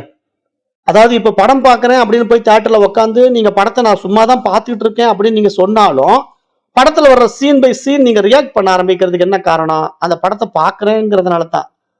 ஆனா அது படம் அப்படின்னு தெரிஞ்சுக்கிட்டு அந்த விழிப்புணர்வோடு அந்த படத்தை பார்த்தீங்கன்னா அது வெறும் சும்மா வெள்ளை திரையில ஓடுகின்ற ஒரு படம் தெரிஞ்சுக்கிட்டு அப்படியே சும்மா கடந்து போகலாம். அதுக்கு முக்கியத்துவம் கொடுக்க வேண்டியதில்லை. அதுல வந்து கதாநாயகனுடைய நடிப்பை பாராட்டலாம், வில்லனுடைய நடிப்பை பாராட்டலாம், டைரக்டர் கொஞ்சம் இந்த சீன் இப்படி மாத்தி இருந்ததா நல்லா இருந்திருக்கும் அப்படின்னு கூட நம்ம சிந்திக்கலாம். இது மாதிரி எல்லாம் நமக்கு அந்த படத்தை வந்து படமா பார்த்தோம்னா அதுக்கு உண்ட மனநிலையும் படத்துக்குள்ள போய் பூந்துக்கிட்ட மனநிலைக்கும் வித்தியாசம் புரிகிற மாதிரி இங்க பார்ப்பவனாக சாட்சியாக இருக்கிற நான் வந்து இங்க தனியா நான் ஒருத்தர் இருக்கிறேன், அப்புறம் எனக்கு எதிரில் ஒரு விவகாரம் நடந்துகிட்டு இருக்கு அப்படிங்கிற ஒரு நிலையையும் கடந்து இங்க பார்ப்பான் அப்படிங்கிற மனசையே நீங்க உள்ள திரும்பி பார்க்க ஆரம்பிச்சிட்டீங்கன்னா அங்க பார்ப்பவனும் இல்லை, அந்த பார்க்கப்படுபவனும் இல்லை. அது ஒரு உயர் பரிமாண அனுபவம்ங்க. அதுதான் இந்த சாட்சி பாகனுடைய அடுத்த லெவல். அதை ரிபுமுனிவர் சொல்றாரு, நாகம் கர்த்தா நாகம் போக்தா, நான் செய்பவன் அல்ல நான் அனுபவிப்பவனும் அல்ல. ஏன்? நான் சாட்சி ஸ்வரூபமாக இருக்கிறேன் அப்படின்னு சொல்லிட்டாரு. அப்ப இந்த சாட்சி ஸ்வரூபமாக இருக்கிற நிலையில இப்ப நம்ம வேடிக்கை பார்க்கிற ஒரு விளைவுல அது நல்லதா இருந்தாலும் கெட்டதா இருந்தாலும் நமக்கு பாதிப்பு வரப்போறது இல்ல, அது சுகமா இருந்தாலும் துக்கமா இருந்தாலும் நமக்கு பாதிப்பு வரப்போறது இல்ல. அதுக்கு தான் அந்த வெள்ளைத்திரை ஓமானம். அந்த வெள்ளைத்திரையில நெருப்பு பிடிச்சுக்கிட்டு இருந்தாலும் அந்த வெள்ளைத்திரை பத்திக்க போறது இல்ல, மழையே பெஞ்சாலும் அந்த வெள்ளைத்திரை நனைந்து போவதில்லை. அது மாதிரி நீங்க உங்களால இருக்க முடியும் அப்படின்னா சாட்சி நிலையிலேயே இன்னொரு பரிமாணத்தை நீங்க அடைஞ்சிட்டீங்க. பார்ப்பவனாக இருக்கிறீங்க, ஆனா அந்த பார்க்கப்படும் விஷயங்களும் உண்மை இல்லை, அது என்னுடைய இருப்புனால இருக்குது அப்படின்னு தெரியிட்டா இன்னுமே நம்ம அதையும் கடந்து போக முடியும். இப்ப சம்பந்தப்படாம இருக்கிறது வந்து உணர்ச்சிகளை நம்ம கட்டுப்படுத்துறதும், கோபத்தை நம்ம கட்டுப்படுத்துறதும், கோபத்தை வேடிக்கை பார்க்கறதும் நம்ம ஒரு லெவல்ல பழகிட்ட பிறகு 2வது நிலை வந்து நமக்கு என்னன்னா, இப்படி ஒரு விஷயமும் இல்ல, பார்ப்பவனும் கிடையாது பார்க்கப்படுபவையும் கிடையாது, அது நான் இருக்கிறதுனால இங்க பிளே பண்ணிக்கிட்டு இருக்கு அப்படிங்கிற ஒரு விஷயம் வந்து ஒரு மிகப்பெரிய மாற்றத்தை உங்களுக்குள்ள உண்டாக்கும். அப்ப இங்க வந்து இந்த நிலை உங்களுக்கு உயரும் போது பார்க்கிறவன் மற்றும் பார்க்கப்படுபவைகள் அப்படின்ற இரண்டுக்கும் உண்டான அந்த தூரம் வந்து மறையும். அதாவது பார்ப்பவனிங்க நான் ஒருத்தர் இருக்கிற, பார்க்கப்படுகின்ற விஷயங்கள் இருக்கு அப்படிங்கிறத நீங்க கவனிக்கும் போதுதான் உங்களுக்கு டிஸ்டன்ஸ் இருக்கு. ஏன்னா இருமைகள் இருக்கு, இரண்டு வேறு பரிமாணங்கள் இருக்கு. அந்த இரண்டு பரிமாணங்களுக்குள்ள நீங்க ஏதோ அது சம்பந்தப்படாம இருக்கிறேன் அப்படிங்கிற மாதிரி நீங்க இருப்பதும், சம்பவம் ஏதோ நடந்து கொண்டு இருப்பதுமாக உங்களுக்கு தெரிகிறது. ஆனால் அதுவும் படம் என்பது உங்களுக்கு புரிஞ்சிட்டா, உங்களுடைய இருப்புனால அது ஓடிக்கிட்டு இருக்கு. அந்த வெள்ளை திரை இருக்கிறதுனால படம் ஓடிக்கிட்டு இருக்கு. அப்ப நான் இருக்கிறதுனால இந்த சம்பவங்கள் நடந்துட்டு இருக்கு அப்படிங்கிற இன்னொரு பரிமாணம் உங்களுக்கு புரிய வரும். அப்ப உண்மையில் நான் யார் அப்படின்னா, நான் உணர்வு. அந்த சித் பிரகாசகா, சித் பிரகாசகா அப்படின்னா அறிவு பிரகாசமாக நான் இருக்கிறேன் அப்படின்னு சொல்றாரு. அப்ப நான் அறிவு பிரகாசமாக இருக்கின்ற எனக்கு இன்னொரு பேர் என்ன? சைத்தன்யம். அப்ப சைத்தன்யம்னா என்ன? உணர்வு, ஆத்மா, பிரம்மம் என்று பெயர். அப்போ அந்த சைத்தன்யமாக நான் இருந்து கொண்டு சகலத்தையும் சாட்சியா பார்ப்பதற்கு என்ன காரணம்? என்னுடைய இருப்புனால அது ஏற்றி வைக்கப்பட்டிருக்கிறது தான் காரணம். அப்ப இந்த நிலையில கடல் இருக்கிறதுனால அலைகள் தோன்றுவது தான் காரணம். ஆனா தோன்றட்டுமே, கடல் இருந்தா அந்த கடல்ல காற்று வீசும்போது கடல் அலைகள் உருவாகத்தான் செய்யும். திரைன்னு இருந்தா அந்த திரையின் மீது திரைப்படம் திரையிடத்தான் செய்வாங்க. அது மாதிரி இங்க நான் ஒருத்தர் இருந்தானா இந்த உலகம் உண்டாகத்தான் செய்யும். ஆனா அது எனக்கு பாதிப்பை உண்டாக்காது. அது என்னுடைய இருப்பினாலே இருக்கிறது அப்படிங்கிற ஒரு ஆழமான உண்மை உங்களுக்கு புரிஞ்சிருச்சுன்னா, அப்ப அந்த சாட்சியும் அறியப்படும் பொருள் இல்லாமல் இருக்கின்ற ஒரு நிலை வருது பாத்தீங்களா? அதுதான் அடுத்த நிலை. அது வந்து பரவச நிலை அப்படின்னு சொல்லுது சாஸ்திரம். பரமானந்த நிலை. அதுதான் சாட்சி பாவத்தினுடைய உச்சம். ரிபுகீதை அதுதான் ஆழமா அறிவுறுத்துது. அந்த இடத்துல அந்த உயர்ந்த நிலையில சாட்சியும் கிடையாது, சாட்சி பொருளும் இல்லை, உலகம் என்று ஒன்று இல்லவே இல்லை, பார்க்கப்படுவதும் பார்ப்பது என்ற இருமைகள் அங்கு இல்லாமல் போகிறது. அப்ப எது மட்டும் இருக்கிறது? நான் இருக்கிறேன் அப்படிங்கிற தன்னுணர்வு மட்டும் இருக்கிறது. அப்ப நான் இருக்கிறேன் அப்படிங்கிற தன்னுணர்வு தான் நான் பரம்பொருளின் சுத்த இருப்பு, அனைத்தும் ஞானே, நான் இல்லாமல் எதுவுமே இங்கு இல்லை அப்படிங்கிற ஒரு ஆழமான உண்மையை ரிபுகீதை பேசுறது தான். அதனுடைய வாக்கியம் தான் அகமேவ பிரம்மா. அகமேவ பிரம்மா அப்படின்னா நானே பிரம்மம் அப்படிங்கிற ஒரு அருமையான விஷயத்தை இங்க சொல்லுது. அது வந்து நாண்யதஸ்தி கதாச்சனா அப்படின்னு அதுக்கு பேரு. நாண்யதஸ்தி கதாச்சனா, நான் இல்லாமல் இங்கு எதுவுமே இல்லை. இந்த நிலையில் சாட்சி பாவம் கூட நிற்காது. ஏனென்றால் சாட்சி யாருக்கு? சாட்சிக்கு சாட்சி பொருள் ஏது? பிரிவே இல்லாததால் சாட்சி என்ற பெயரே இங்கு தேவையும் இல்லை. இதுதான் பகவான் ரமண மகரிஷியினுடைய சகஜ நிர்விகல்ப சமாதியின் பேரு. இந்த நிலை கை கூடிடுச்சுன்னு வச்சுக்கோங்களேன், அதுக்கு பேர் வந்து நம்ம சகஜ சமாதின்னு சொல்லுவோம். சகஜ சமாதின்னு மட்டும் இல்ல, சகஜ நிர்விகல்ப சமாதி அப்படின்னு சொல்லுவோம். சகஜ நிர்விகல்ப சமாதினா என்ன அப்படின்னா, அந்த வெள்ளைத்திரை மாதிரி அவன் ஞானிகள் இருப்பாங்க, அதன் மீது படம் ஓடும். ஆனா அந்த படம் ஓடுவதனால அவர்கள் எந்த சலனமும் அடைய மாட்டாங்க, சும்மா வேடிக்கை பார்த்துட்டே இருப்பாங்க. அப்ப அதனாலதான் ரமணர்கிட்ட வந்து 2ஆம் வேர்ல்டு வார் நடக்கும்போது வெளிநாட்டில இருந்து வந்து கேட்டப்போ அவர் என்ன சொன்னார்? ஓ, அப்படி ஒரு படம் ஓடிக்கிட்டு இருக்கா அப்படின்னு தான் கேட்டாரே தவிர, அப்படி ஒரு போர் நடந்துகிட்டு இருக்கான்னு அவர் கேட்கவே இல்லை. ரமணர்கிட்ட வந்து, என்னங்க 2வது வேர்ல்டு வார் நடந்துகிட்டு இருக்கு, நீங்க கொஞ்சம் கூட கவலைப்படாம பேப்பர் படிச்சுட்டு இருக்கீங்க, அதுவும் வந்து சோப்பாவோட சாஞ்சி படுத்துக்கிட்டு கால் மேல கால் போட்டுக்கிட்டு நியூஸ் பேப்பர் படிச்சுட்டு இருக்கீங்க, உங்களுக்கு கொஞ்சம் கூட சீரியஸ்னஸே தெரிய மாட்டேங்குது. வேர்ல்டு வார் பத்தி எத்தனை உயிரினங்கள் சாவுறாங்க, அந்த போர்ல எத்தனை மக்கள் கொல்லப்படுறாங்க, இதெல்லாம் நீங்க உங்களை மாதிரி மகான்கள் வந்து இறக்கப்படக்கூடாதா, வேதனைப்படக்கூடாதா, நீங்க அந்த மக்களுக்காக பிரேயர் பண்ணிக்க கூடாதா, ஜபம் பண்ணிக்க கூடாதா அப்படின்லாம் ரமணர்கிட்ட கேட்கும்போது, ஓ அப்படி ஒரு படம் ஓடிக்கிட்டு இருக்கா அப்படின்னு தான் அவர் கேட்டாரே தவிர, ஐயோ அப்படியா அப்படின்னு அவர் கேட்கல.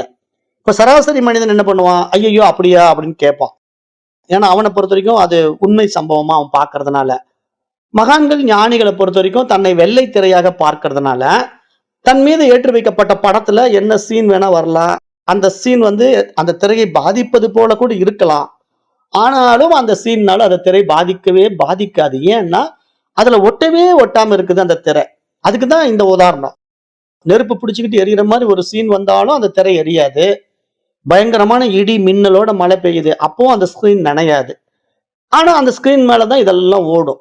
அப்படிதான் அந்த ஸ்கிரீன் இருக்கு. சம்பந்தப்படாம அதுல ஒட்டாம தன்னில் தானாய் தன்மயமாய் தனித்துவமாய் இருக்கிற அந்த வெள்ளைத்திரை மாதிரி ஆத்மா இருக்குதுன்னு புரிஞ்சுக்கணும். நீங்க வந்து ஞானிகள் இருக்கிறாங்கன்னு புரிஞ்சுக்க கூடாது. ஆத்மா அப்படிதான் இருக்குது. அந்த ஆத்மாவாக அந்த ஞானிகள் மாறிவிட்டார்கள். அப்படி மாறிவிட்ட ஞானி அங்க இல்லவே இல்லை. அதுதான் நான் இங்க சொல்ற பாயிண்ட்.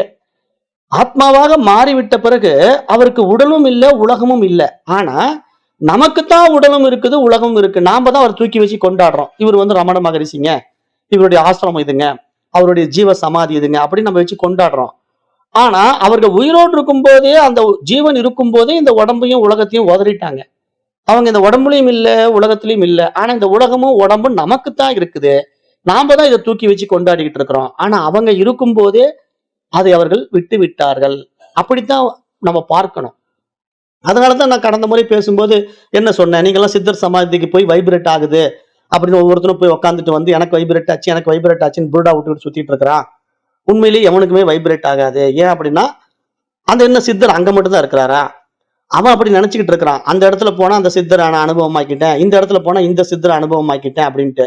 அப்ப இங்க வந்து கோரக்கர் சித்தர் சமாதிக்கு போன உடனே கோரக்கரை நான் அனுபவமாக்கிட்டேன், அகத்தியர் மலை மேல ஏறின உடனே அகத்தியர் அனுபவமாக்கிட்டேன். அப்படி இப்படின்னு புருடா விடுறது எல்லாமே மைண்டு தான் புருடா விட்டுட்டு இருக்கே தவிர, உண்மையிலேயே அகத்தியர் என்ன அகத்தியர் மலை மேலதான் உட்காந்துருக்காரா, இல்ல கோரக்கர் என்ன கோரக்கர் சமாதிக்குள்ளதான் உட்காந்துருக்காரா? இப்படி எங்கேயுமே அவங்க எல்லாம் இந்த மனிதர்களால் உண்டாக்கப்பட்ட விசேஷ சுகங்கள்ல மாற்றதே கிடையாது. அவங்க இந்த உடம்பே கிடையாது, அவங்க இந்த உலகமே கிடையாது. ஏன்னா அவங்க தூய அறிவு, ஆத்மா, வெளி, பிரம்மம் அப்படின்னு கரைஞ்சிட்டாங்க. தன்னுடைய சுயத்தை உணர்ந்த பிறகு மற்றவர்களால் ஏற்றி வைக்கப்பட்ட இந்த உடலையும் உலகத்தையும் உதறிட்டாங்க. அப்படி உதறிட்ட ஒரு விஷயத்த போய் பிடிச்சி வச்சுக்கிட்டு அவர்கிட்ட இடத்துக்கு போன உடனே வைப்ரேஷன் ஆச்சு அப்படின்னா இவனுடைய மைண்ட் வைப்ரேட் ஆகுது. அதுக்கு என்ன காரணம்? அதுதான் நம்ம மனநோயாளிகள் எல்லாம் நம்ம எப்படி சொல்லுவோம், சாமி வந்து ஆடுறதும் பேய் பிடிச்சி ஆடுறதும் அவரவர்களுடைய மனநோய். அது ஒருத்தனுக்கு இந்த வாத்தியம் சத்தத்தை கேட்ட உடனே கால் தானாவே டபக்கு டபக்குன்னு ஆடும். இந்த வாத்திய சத்தம் வந்து ரொம்ப ஒரு மாதிரி ட்ரம்ஸ் எல்லாம் அடிச்சாங்கன்னா அவன் சேர்ல சும்மா உட்கார மாட்டான், அப்படியே காலை டக்கு டக்குன்னு அந்த ட்ரம்ஸ் இந்த மாதிரி ஆட்டுவான். அப்ப தன்னை அறியாம அந்த உடம்பு அசையுது பாத்தீங்களா? அதுக்கு என்ன காரணம்? அந்த மனம், அந்த விஷயத்தினுடைய ஈர்ப்பு. அப்ப அந்த விஷயம் வந்து இவனுக்கு பிடிச்சதா இருந்தா, அது இவனுக்கு ஃபேவரபிள் சப்ஜெக்டா இருந்தா அந்த டான்ஸுக்கு தகுந்த மாதிரி நல்ல டான்ஸ் ஆடுவான். இவனுக்கு பிடிக்காத சப்ஜெக்டா இருந்தா அந்த சப்ஜெக்டுக்கு தகுந்த மாதிரி இவன் வந்து கெட்ட டான்ஸ் ஆடுவான். அப்ப இவன் மைண்டு தான் இங்க வந்து அந்த அலைவரிசையை வந்து எப்படி எடுத்துக்குதுங்கிறத பொறுத்து அவனுக்கு கடவுள் வந்த மாதிரியோ பேய் வந்த மாதிரியோ அவன் மாறிக்கிறான். இதெல்லாம் வந்து அந்த மனதுக்கு கொடுக்குற அந்த சவுண்டு வேவ்ஸ்னால உருவாகக்கூடிய ஒரு விதமான ப்ராப்ளம் அது. அதெல்லாம் வந்து சயின்டிபிக்கலா ப்ரூவ் பண்ணி இதெல்லாம் ஒரு மனநோயின்னு சொல்லிட்டாங்க. ஆனா நிறைய பேர் வந்து அதை நம்பிக்கையின் அடிப்படையில் இன்னும் நம்புறாங்க. கடவுள் இருக்குது, கடவுள் உள்ள வந்து பூந்துக்கிறாரு, அவர் தான் வந்து வாக்கு சொல்றாரு, எனக்கு கொஞ்சம் வாக்கு சொல்லுங்க அப்படின்னு நிறைய பேர் போய் கேட்கறாங்க. எலுமிச்சம்பழம் கொடுத்து ஏதாவது பரிகாரம் சொல்லுங்கன்னு கேட்கறாங்க. அவங்கள பாதி பேர் முக்கால்வாசி எல்லாம் புருடா விட்டுக்கிட்டு தான் இப்படி மக்களை ஏமாத்தி காசு பண்ணிட்டு இருக்காங்க. அப்புறம் நிறைய குறி சொல்றவங்க எல்லாம் இதுக்குன்னே வந்துட்டாங்க. அப்புறம் குடுப்புடுப்புக்காரன்லாம் வந்துட்டான். இது மாதிரி நிறைய பேர் ஏதோன்னு ஒரு முட்டாள் மனிதர்களை வச்சு உலகத்துல காசு பண்ணிட்டு இருக்கிறாங்க. அப்ப நம்மள மாதிரி இந்த அத்தியாத்ம ஞானத்துக்குள்ள வந்தவங்க கொஞ்சம் விழிச்சுக்கிட்டோம்னா இதையெல்லாம் விட்டுடணும். ஏன்னா இதெல்லாம் அறியாமை எண்ணங்கள் அப்படின்னு நம்ம ஏற்கனவே சொல்லிட்டோம். நம்ம தான் இந்த பாடத்துல வர்றவங்க எல்லாம் எப்படி பார்க்கிறோம்? புத்திசாலிகளை பார்க்கிறோம், உயர் பரிமாண அறிவை அடைந்த மனிதனாக பார்க்கிறோம், மனிதர்லயே மகத்தானவனா பார்க்கிறோம். ஏன்னா மனிதனா பிறந்தா மட்டும் போதாது, 6ஆம் அறிவு பரிமாணத்துல நன்மை தீமையை பகுத்தறிய தெரியணும்னு வேற சொல்றோம். அப்போ நித்தியம் எது அனித்தியம் எதுங்கிற விசாரணை வேற செய்யணும்னு சொல்றோம். அப்ப உண்மையா இங்க நித்திய பொருள் இறைவன் மட்டும்தான், பிரம்மம் மட்டும்தான், அந்த அறிவு மட்டும்தான் விசாரணை பண்ணி தெரிஞ்சுக்கிட்டவனுக்கு இங்க அனித்தியமான விஷயங்கள் உண்மையில் கிடையாதுங்கிறது தெரிஞ்ச மறுவினாடி தன்னுடைய தனித்துவ அடையாளங்களை இழந்து விடுகின்றான். அவன் ஞானி என்று சொல்றோம். அப்ப இந்த மாதிரி ஒவ்வொன்றும் நீங்க அப்டேட் ஆகிட்டே வர வர வர உங்களுக்கு என்ன புரியும் அப்படின்னா, இந்த சாட்சி பாவனையில படிநிலைகளை நீங்க கவனிச்சீங்கன்னா, முதல்ல தனிநபர் நான் அப்படிங்கிற ஒரு அபிமானத்தினால பார்வை வந்து சாட்சியை உன்னை பார்க்க சொல்லும். அதனால நான் பார்க்கிறேன், பார்க்கப்படும் பொருள் இருக்கிறது அப்படிங்கிற 2வது நிலை உண்டாகும். 3வது நிலையில என்னுடைய இருப்பினால் தான் இதெல்லாம் இருக்குது, நான் இல்லைன்னா இதெல்லாம் இல்லவே இல்லை அப்படிங்கிற 3ஆம் நிலை வந்து ஆத்ம பாவனை உண்டாகும். என்னுடைய இருப்பில் இது இருக்கிறது, என்னுடைய சுயம் பிரகாச அறிவில் இது பிரகாசிக்கிறது அப்படின்னு புரியும். அதுக்கு தான் நான் விளக்கம் கொடுத்தேன். இப்ப நான் பேனா அப்படின்னு சொன்ன உடனே இது எப்படி இங்க பேனான்னு புரிஞ்சுக்கிட்டீங்க அப்படின்னு நான் ஒரு கேள்வி கேட்ட உடனே என்கிட்ட இருக்கிற சுய அறிவு தாங்க அதை புரிஞ்சுக்கிச்சு நீங்க சொல்றீங்க இல்லையா, அந்த சுய அறிவு தாங்க நீங்க. ஆனா அந்த அறிவு இருந்தா தான் நீங்க அந்த பேனான்னு நான் சொன்ன உடனே புரிஞ்சுக்க முடியும். இதுவே நான் ஒரு கல்லுகிட்ட போய் இதுதான் பேனா அப்படின்னு அந்த கல்லுகிட்ட சொன்னா அந்த கல்லு புரிஞ்சுக்குமா? அதுகிட்ட அந்த சுய அறிவு இல்லை, அது புரிஞ்சுக்காது. சரி கல்லு கூட வேண்டாங்க, ஒரு ஆடு மாடு கிட்ட போய் ஆடே ஆடே இங்க வான்னு கூப்பிட்டு பாரு இதுதான் பேனா அப்படின்னு சொல்லி கொடுத்த உடனே அந்த ஆடு வந்து இவர் பேனாவை காட்டி கொடுத்துட்டாரு அப்படின்னு இது பேனான்னு சொல்லுமா? சொல்லாது. ஏன் அப்படின்னா அந்த சுய அறிவு பிரகாசிக்கணும். அது மனிதனிடத்துல தான் பிரகாசிக்கும். மனிதனை தவிர மற்ற ஜீவராசிகள் இடத்துல பிரகாசிக்காது. ஆனா அந்த அறிவு இருக்கிறதுனால அந்த ஜீவராசிகள் இருக்கும். அதுக்கு கொடுக்கப்பட்ட வாழ்க்கையை மட்டும் தான் வாழும். அதுக்கு நல்லது கெட்டது பகுத்தறிய தெரியாது. அப்ப அது பகுத்தறிவு பரிமாணத்துக்கு வரவே இல்லை. அப்ப படைக்கப்பட்ட ஜீவராசிகளில ஒரு அறிவுல தொடங்கி 5 அறிவு வரைக்கும் எந்த ஜீவராசிகளும் இந்த பகுத்தறிவு பரிமாணத்துக்குள்ள முன்னேற முடியல. ஆனா மனித உடல் கிடைச்சி 6ஆம் அறிவு பரிமாணத்துக்குள்ள வந்துட்டு பகுத்தறிய தெரியாம இருந்தான்னா அவன் மனிதனா பிறந்து பிரயோஜனம் இல்லை அப்படிங்கறத நம்ம கடந்த வகுப்புல பேசிட்டு அதை நம்ம அப்டேட் பண்றதுக்கான வழிமுறைகளையும் சொல்லி கொடுத்துட்டு இப்ப சாட்சி பாவனையில உங்களுக்கு 3வது நிலை என்ன ஆகும்? என்னுடைய இருப்பினால் இங்க எல்லாம் இருக்கிறது என்ற ஆத்ம பாவனை, ஆத்ம பார்வை உண்டாகும். அப்ப அந்த ஆத்ம பார்வை, அந்த ஆத்ம பாவனை அடுத்த நிலை எங்க கொண்டு போகும்? அத்வைத பரபிரம்ம பார்வையா மாறும். அத்வைத பரபிரம்ம பார்வைனா என்னன்னா, இப்ப நான் இருக்கிறதுனால தான் இது இருக்குது, நான் இல்லைன்னா இங்க எதுவுமே இல்லை, எதுவுமே படைக்கப்படலை, அப்ப என்னுடைய சுய அறிவினால் இங்க எல்லாம் இருக்கிறது அப்படின்னு புரிஞ்சு போன பிறகு அப்ப ஏன் என்னுடைய சுய அறிவில வந்து மாற்றங்கள் இருக்கிறது அப்படின்னா அது ஏற்றத்தாழ்வுகளோடு இருப்பதற்கு காரணம் அந்தந்த உபாதிகள் தான் காரணம், அந்தந்த உடல்கள் தான் காரணம் அப்படிங்கறத நம்ம ஏற்கனவே புரிய வச்சிருக்கோம். அதுக்கு நம்ம எப்படி உபமானம் கொடுத்தோம்? மேல இருக்கிற சூரிய ஒளியானது பூமியில பட்டு பிரதிபிம்பிக்கும் போது பூமியில இருக்கிற நல்ல நீர்நிலையில, தெளிந்த நீர்நிலையில சூரியனுடைய முழு கிரகணம் வந்து உள்ள வாங்கி அப்படியே பிரதிபிம்பிக்கும். அப்ப முழுசா சூரியன் அப்படியே தண்ணியில தெரியும். அதுவே ஒரு கலங்கிய நீர்ல, குட்டை நீர்ல, டிச்சி தண்ணியில நீங்க சூரியனை பார்க்க முடியாது. ஏன்னா அது களங்கம் அடைஞ்சிருக்கு, ஓடிக்கிட்டு இருக்குது. அது கலங்கிய ஒரு நீருக்குள்ள சூரியனுடைய முழு பிரதிபிம்பத்தை நீங்க பிரகாசிக்க வைக்க முடியாது. அப்ப அது மாதிரி இங்க மனிதனாக பிறந்தாலும் மனம் ஓடிக்கிட்டே இருக்கிறவனுக்கு அந்த ஆத்ம அறிவு பிரகாசிக்காது. மனம் ஓடாம நின்னுடுச்சுன்னா அவன் தன்னுடைய தூய அறிவை பிரகாசிக்க கூடியவனாக மாறுவான். அப்ப இந்த உடலும் மனசும் அந்த ஆத்மாவை பிரதிபிம்பிக்கின்ற ஒரு ஊடகம், ஒரு உபாதி, அந்த நீர்நிலை போல, சூரியனை பிரதிபிம்பிக்கின்ற நீர்நிலை போல. அப்ப அந்த நீர்நிலை தெளிவாக இருந்தால் அந்த முழுமையான சூரியன் பிரகாசிப்பது போல இங்கு மனோநிலை தெளிவாக இருந்தால் தூய அறிவு தெளிவாக பிரகாசிக்கும் அப்படிங்கிற ஒரு அடிப்படை உண்மையை இங்க அத்வைத பரபிரம்ம பார்வையாக இந்த சாட்சி பாவனுடைய 4ஆம் நிலையாக ரிபுகீதை வந்து புரிய வச்சு அது பூரணமான அனுபவ பாதை அப்படின்னு நீங்க புரிய வைக்குது. அப்ப அந்த பூர்ணமான அனுபவ பாதை நமக்கு புரிஞ்சு போயிட்டா இங்க நான் அப்படிங்கிற ஒரு தத்துவம் வந்து எதை குறிப்பிடுது? அந்த ஆத்மாவை குறிப்பிடுகிறது, அந்த தூய அறிவை குறிப்பிடுகிறது, அந்த பிரம்மத்தை குறிப்பிடுகிறது. அப்ப இப்ப நான் யார்? நான் அந்த ஆத்மா தான். ஏன்னா நான் இந்த உடல் மனம் கடந்து அந்த உணர்வுல நின்றுட்டேன் அப்படின்னா இந்த உடல் மனதுக்கு அப்பா இருக்கிற உண்மை ஸ்வரூபம் என்னுடையது எனக்கு புரியும். ஆனா நான் என்ன அந்த ஆத்மாவிடமிருந்து பிரிச்சு வச்சுக்கிட்டு நான் இந்த தனி பாடி அட்டாச்மெண்ட்டோட அல்லது தனி மைண்ட் அட்டாச்மெண்ட்டோட நான் இப்படிப்பட்டவன் இன்னார் அப்படிங்கிற ஒரு அபிமானத்தோட வாழ கத்துக்கிட்டேன்னா எனக்கு அது விளங்கவே விளங்காது. இது ஏன் விளங்காம போகுது? அதுதான் விவேகம் இல்லாம போற நிலை. மனதில் ஏற்றி வைக்கப்பட்ட எண்ணங்களால் சிக்கி கொண்ட மனசு வந்து கலங்கிய மனதாக மாறி, அலைந்து கொண்டிருக்கின்ற மனமாக மாறி, அது அல்ப மனமாக மாறி ஆத்மாவை அறிய முடியாமல் அறியாமையில் சிக்கி கொண்டு விட்டது. அப்ப அந்த அல்ப மனதை நீக்கி தான் அந்த தூய அறிவுதான் என்று தன்னுடைய உண்மை நான் தத்துவத்தின் விழிப்பு நிலையை ஒருத்தன் உணர்ந்து கொண்டால் அவன்தான் பரமன், அவன்தான் பிரம்மம் என்று இங்க சாஸ்திரம் சுட்டி காட்டுது. அப்ப அந்த நான் என்ற தன்னுடைய இருப்பை வந்து அவன் எப்படி உணரணும்? தூய உணர்வு, தூய இருப்பு என்பதாக உணரணும். தானாகவே தன்னை வெளிப்படுத்துகின்ற நிலை அது. தன்னுடைய சுயம் பிரகாசிக்கின்ற மிகப்பெரிய ஒரு நிலை. அத ரமணர் என்ன சொல்றாருன்னா ஸ்புரணம் அப்படிங்கிறாரு.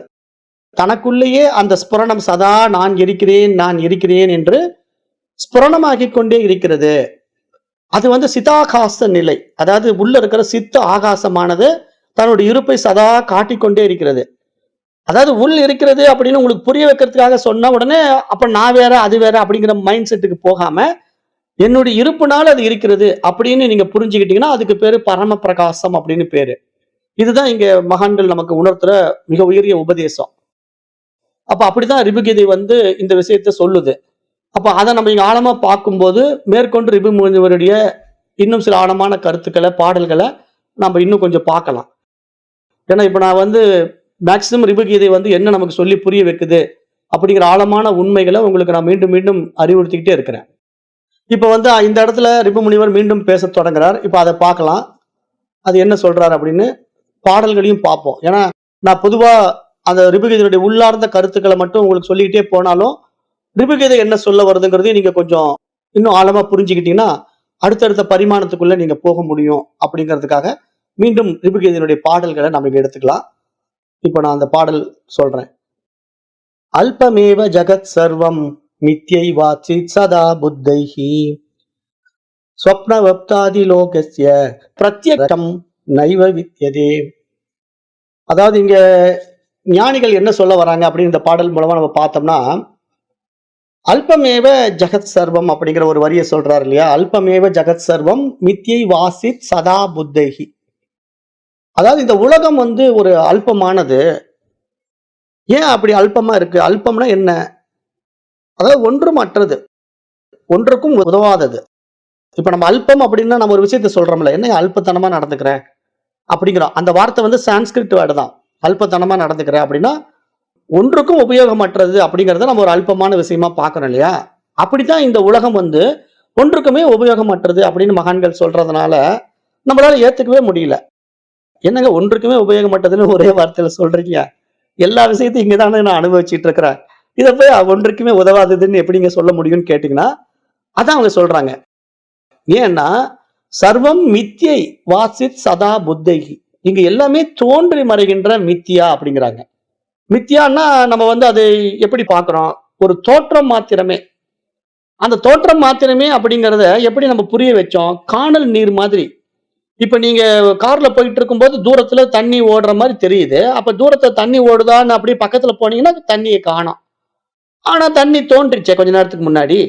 உண்மை மாதிரி இருந்ததா இல்லையா? தண்ணியே ஓடுற மாதிரி இருந்தது. நீங்களே பாட்டில் எடுத்துட்டு போய் மொண்டுக்கலாம் அப்படிங்கிற அளவுக்கு நினைச்சீங்க. ஆனா பக்கத்துல போய் பார்த்தா சுத்தமா தண்ணியே ஓடல. அப்போ ஒரு தோற்ற மாயை. அப்ப காணல் நீர் எப்படி கண்ணை ஏமாத்துதோ, தோன்றி மறைகிறதோ, இதே கண்ணு தான் பார்த்துச்சிங்க கொஞ்ச நேரத்துக்கு முன்னாடி. ஆனா அதே கண்ணுல தாங்க இப்ப அந்த தண்ணியை காணோம். இதை ஏத்துக்க முடியுதா இல்லையா உங்களால? ஏத்துத்தான் ஆகணும். ஏன்னா எல்லாருக்கும் அனுபவம். காணல் நீர் எல்லோரும் பார்த்திருப்போம். ஆனா இந்த உலகம் இப்படி தோன்றி மறைகிறது அப்படின்னு சொன்னா ஏத்துக்க மாட்டேங்கிறோம். இதுதான் மைண்டோட பிளே. மனசு என்ன பண்ணுதுன்னா இந்த மாதிரி விஷயத்தை எடுத்துக்கும். காணல் நீர் அது தெரிஞ்சுதுங்க. நான் பார்த்தா தூரத்துல தண்ணி மாதிரி தெரிஞ்சது, பக்கத்துல போனா தண்ணி மாதிரி தெரியல. ஆனா உலகமே அப்படி பொய்யா? என்னங்க இப்படி சொல்றீங்க? உலகம் பொய்ன்னு எப்படிங்க சொல்ல முடியும்? எல்லாம் எனக்கு அனுபவத்துக்கு இருக்கு அப்படின்னு இதே மனசுதான் சொல்லுது. அப்ப காணல் நீர் கூட தான் அனுபவத்துக்கு இருந்துச்சுங்க.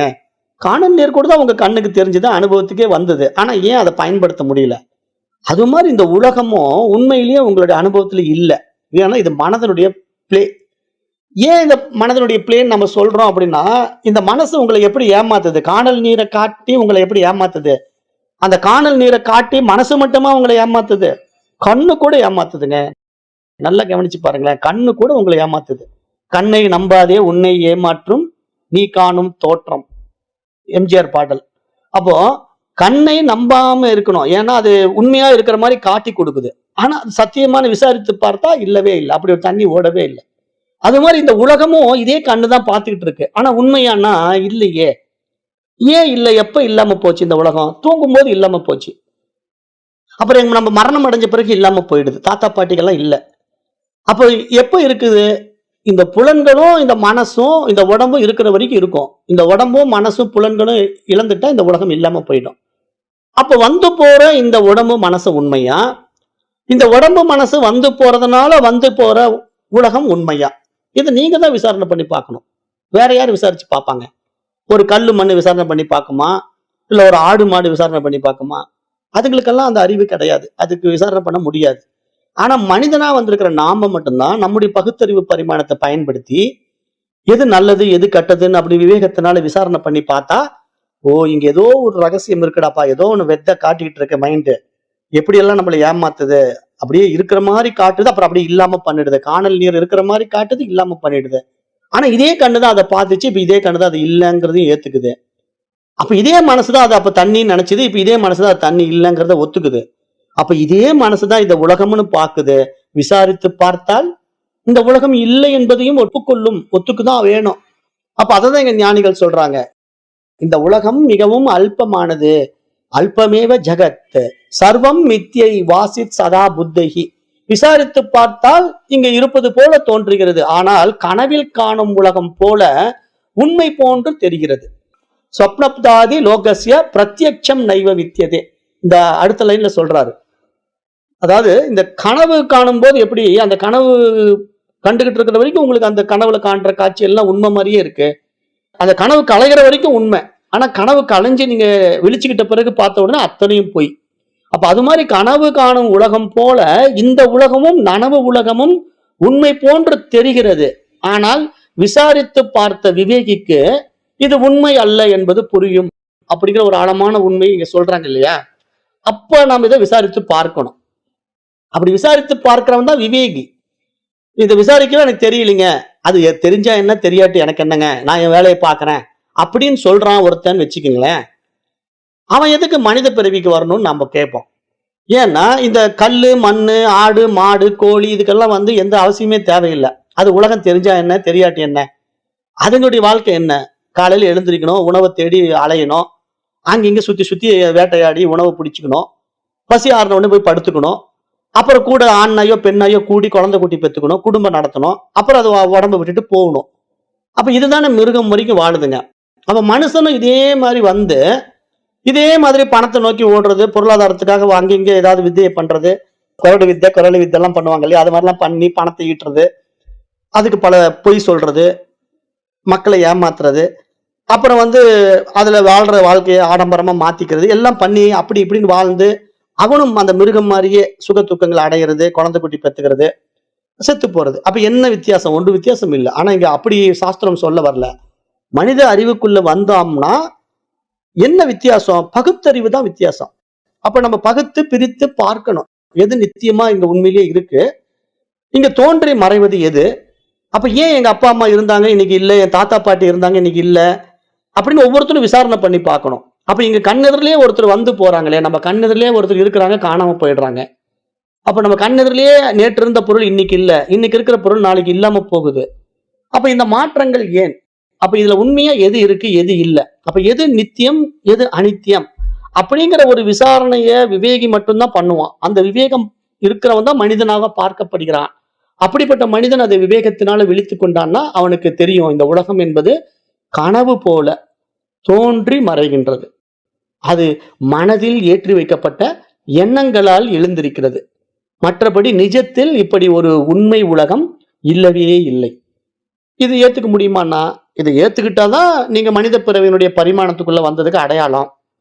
ஏத்துக்க முடியல அப்படின்னா அப்ப அந்த மிருகத்துக்கு உண்டான வாழ்க்கையும் உங்களுடைய வாழ்க்கையும் ஒண்ணுதான் அப்படிங்கிறது சொல்லாம சொல்லித்தான் ஆகணும். ஏன்னா வேற என்ன, மிருகத்துக்கு போய் இதெல்லாம் சொல்லி நீ ஏத்துதான் ஆகணும்னு சொன்னா நீ என்ன சொல்றேன்னு எனக்கு தெரியல, இதை ஏத்துக்கு வேற நான் செய்யணுமா அப்படின்னு திருப்பி கேட்டுடும். இங்க மனிதனுக்கு அப்படி இல்லை, விசாரித்து பார்க்கணும். விவேகத்தை வச்சு இவர் என்னதான் சொல்ல வராங்க, சாஸ்திரம் என்னதான் சொல்ல வருது அப்படின்னு நம்ம விசாரணை பண்ணி விவேகத்தினால விழிச்சு, இந்த கண்ணு எப்படி நம்ம காட்சியில ஏமாத்துது, மனசு எப்படி இந்த உலகத்தை ஏமாத்துது, இங்க உறவுகள் எப்படி நம்மளை ஏமாத்துது, எதுவுமே சாஸ்வதம் இல்லை, எதுவுமே சத்தியம் இல்லை, எதுவுமே நிரந்தரம் இல்லை, எதுவுமே கூட வராது. ஏன்னா இங்க ஏதாவது கூட வருமா?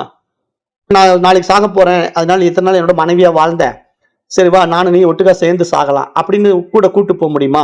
அப்படி கூட கூட்டு போன பிறகு வேணா மறு உலகத்துல அதே மனைவியோட வாழ முடியுமா? இந்த ஒரு மூடத்தனத்தையும் இதே சமுதாயம் பண்ணிச்சு. அதுக்கு பேர் தான் உடன்கட்டை ஏறுதல். உடன்கட்டை ஏறுதல் அப்படிங்கிறது சமுதாயம் என்ன பண்ணுது? பல ஆயிரக்கணக்கான ஆண்டுகளுக்கு முன்னாடி கணவனும் மனைவியும் ஒற்றுமையா வாழ்ந்தாங்க. கணவன் இறக்கும் போது கணவன் சொல்லிட்டான், இத்தனை நாள் என் கூடவே வாழ்ந்தல்ல, நான் செத்த பிறகு நீ தனியா இருந்து என்ன பண்ண போற, என் கூடவே வந்துடுறேன் அப்படின்னு கூடவே கூட்டு போய் கட்டாயப்படுத்தி மனைவியை கூடவே இழுத்துட்டு போயிட்ட கணவன்மார்கள் நிறைய பேர் இருக்கிறாங்க. அப்ப அந்த மாதிரி ஒரு கூட்டம் ஒரு காலத்துல வாழ்ந்தது இல்லையா? அப்ப அப்படி கூடவே மனைவியை இழுத்துட்டு போய் மனைவியை சாகடிக்கிறதுல என்ன சந்தோஷம் அவனுக்கு வரப்போகுது? அவனே உடம்பு விட்டுட்டு போன பிறகு அவன் எங்க போறான்னு தெரிய போறது இல்ல. இதுல கூட மனைவி வேற இழுத்துட்டு போய் அவன் மனைவியோட அடுத்த வாழ்க்கையை வாழ போறானா? அது நடக்க போறதும் இல்லை. அப்ப என்ன காரணம்? இதுதான் அந்த பரிமாணத்துல மனிதர்கள் வளராத காலம். அதாவது மனித அறிவு மேம்படாத காலத்துல இது மாதிரி மட்டமான காரியங்களை எல்லாம் நம்ம செஞ்சுக்கிட்டு இருந்தோம். அதை இன்றைக்கு வரைக்கும் செய்யறவங்க நிறைய பேர் இருக்காங்க. அது காரணம் என்னன்னா, விட முடியாததுதான். மனதில் ஏற்றி வைக்கப்பட்ட அந்த எண்ணத்துடைய தீவிரமோ நாட்டமும் என்ன பண்ணுதுன்னா அவங்கள அபிமானம் பண்ண வைக்குது, பற்று பண்ண வைக்குது. அப்ப அதனால நான் இறந்துட்டா இவங்களும் இறந்து போகணும் அப்படின்னு நினைக்கிற பெண்மணிகள் இருக்காங்க, அப்படி நினைக்கிற ஆண்கள் எல்லாம் இருக்காங்க. நிறைய டிவி நியூஸ் எல்லாம் பாக்குறோம். நானே சாக போறேன், என் குழந்தைகளையும் கையோடு சாகடிச்சிடுறேன் அப்படின்ட்டு அவ சாகும்போதே தன்னுடைய கை குழந்தைகளே கொன்னுட்டு செத்து போற தாய்மார்கள் எல்லாம் நம்ம நியூஸ்ல பாக்குறோம். ஏமா நீ தான் செத்து போனா அந்த 2 குழந்தைங்க என்ன பண்ணுச்சுன்னா, அவங்களும் வாழக்கூடாது. நான் தானே பெத்தேன், நானே கொன்னுடுறேன் அப்படிங்கிற மாதிரி மைண்ட் செட்ல நிறைய பேர் பண்ற தவறுகள் எல்லாம் நம்ம பாக்குறோம் இல்லையா? அப்ப இதுல இருந்து என்னன்னா, மனித உருவில் இருக்கிற மிருகங்கள் மன வளர்ச்சி அடையவே இல்லை, மன முதிர்ச்சி பெறவே இல்லை. ஆனா மனிதனாக உடம்பு எடுத்து வந்துட்டாங்க. அப்படிதான் நிறைய மனிதர்கள் நம்ம பாக்குறோம். அததான் ஞானிகள் இங்க சொல்றாங்க. இங்க வந்து யாருக்கு இது புரியும்னா, விவேகத்தினால் விழித்துக் கொண்டவனுக்கு தான் இது புரியும். இந்த உலகம் எப்படி, இறைவன் யார், நான் யார் அப்படிங்கிறது.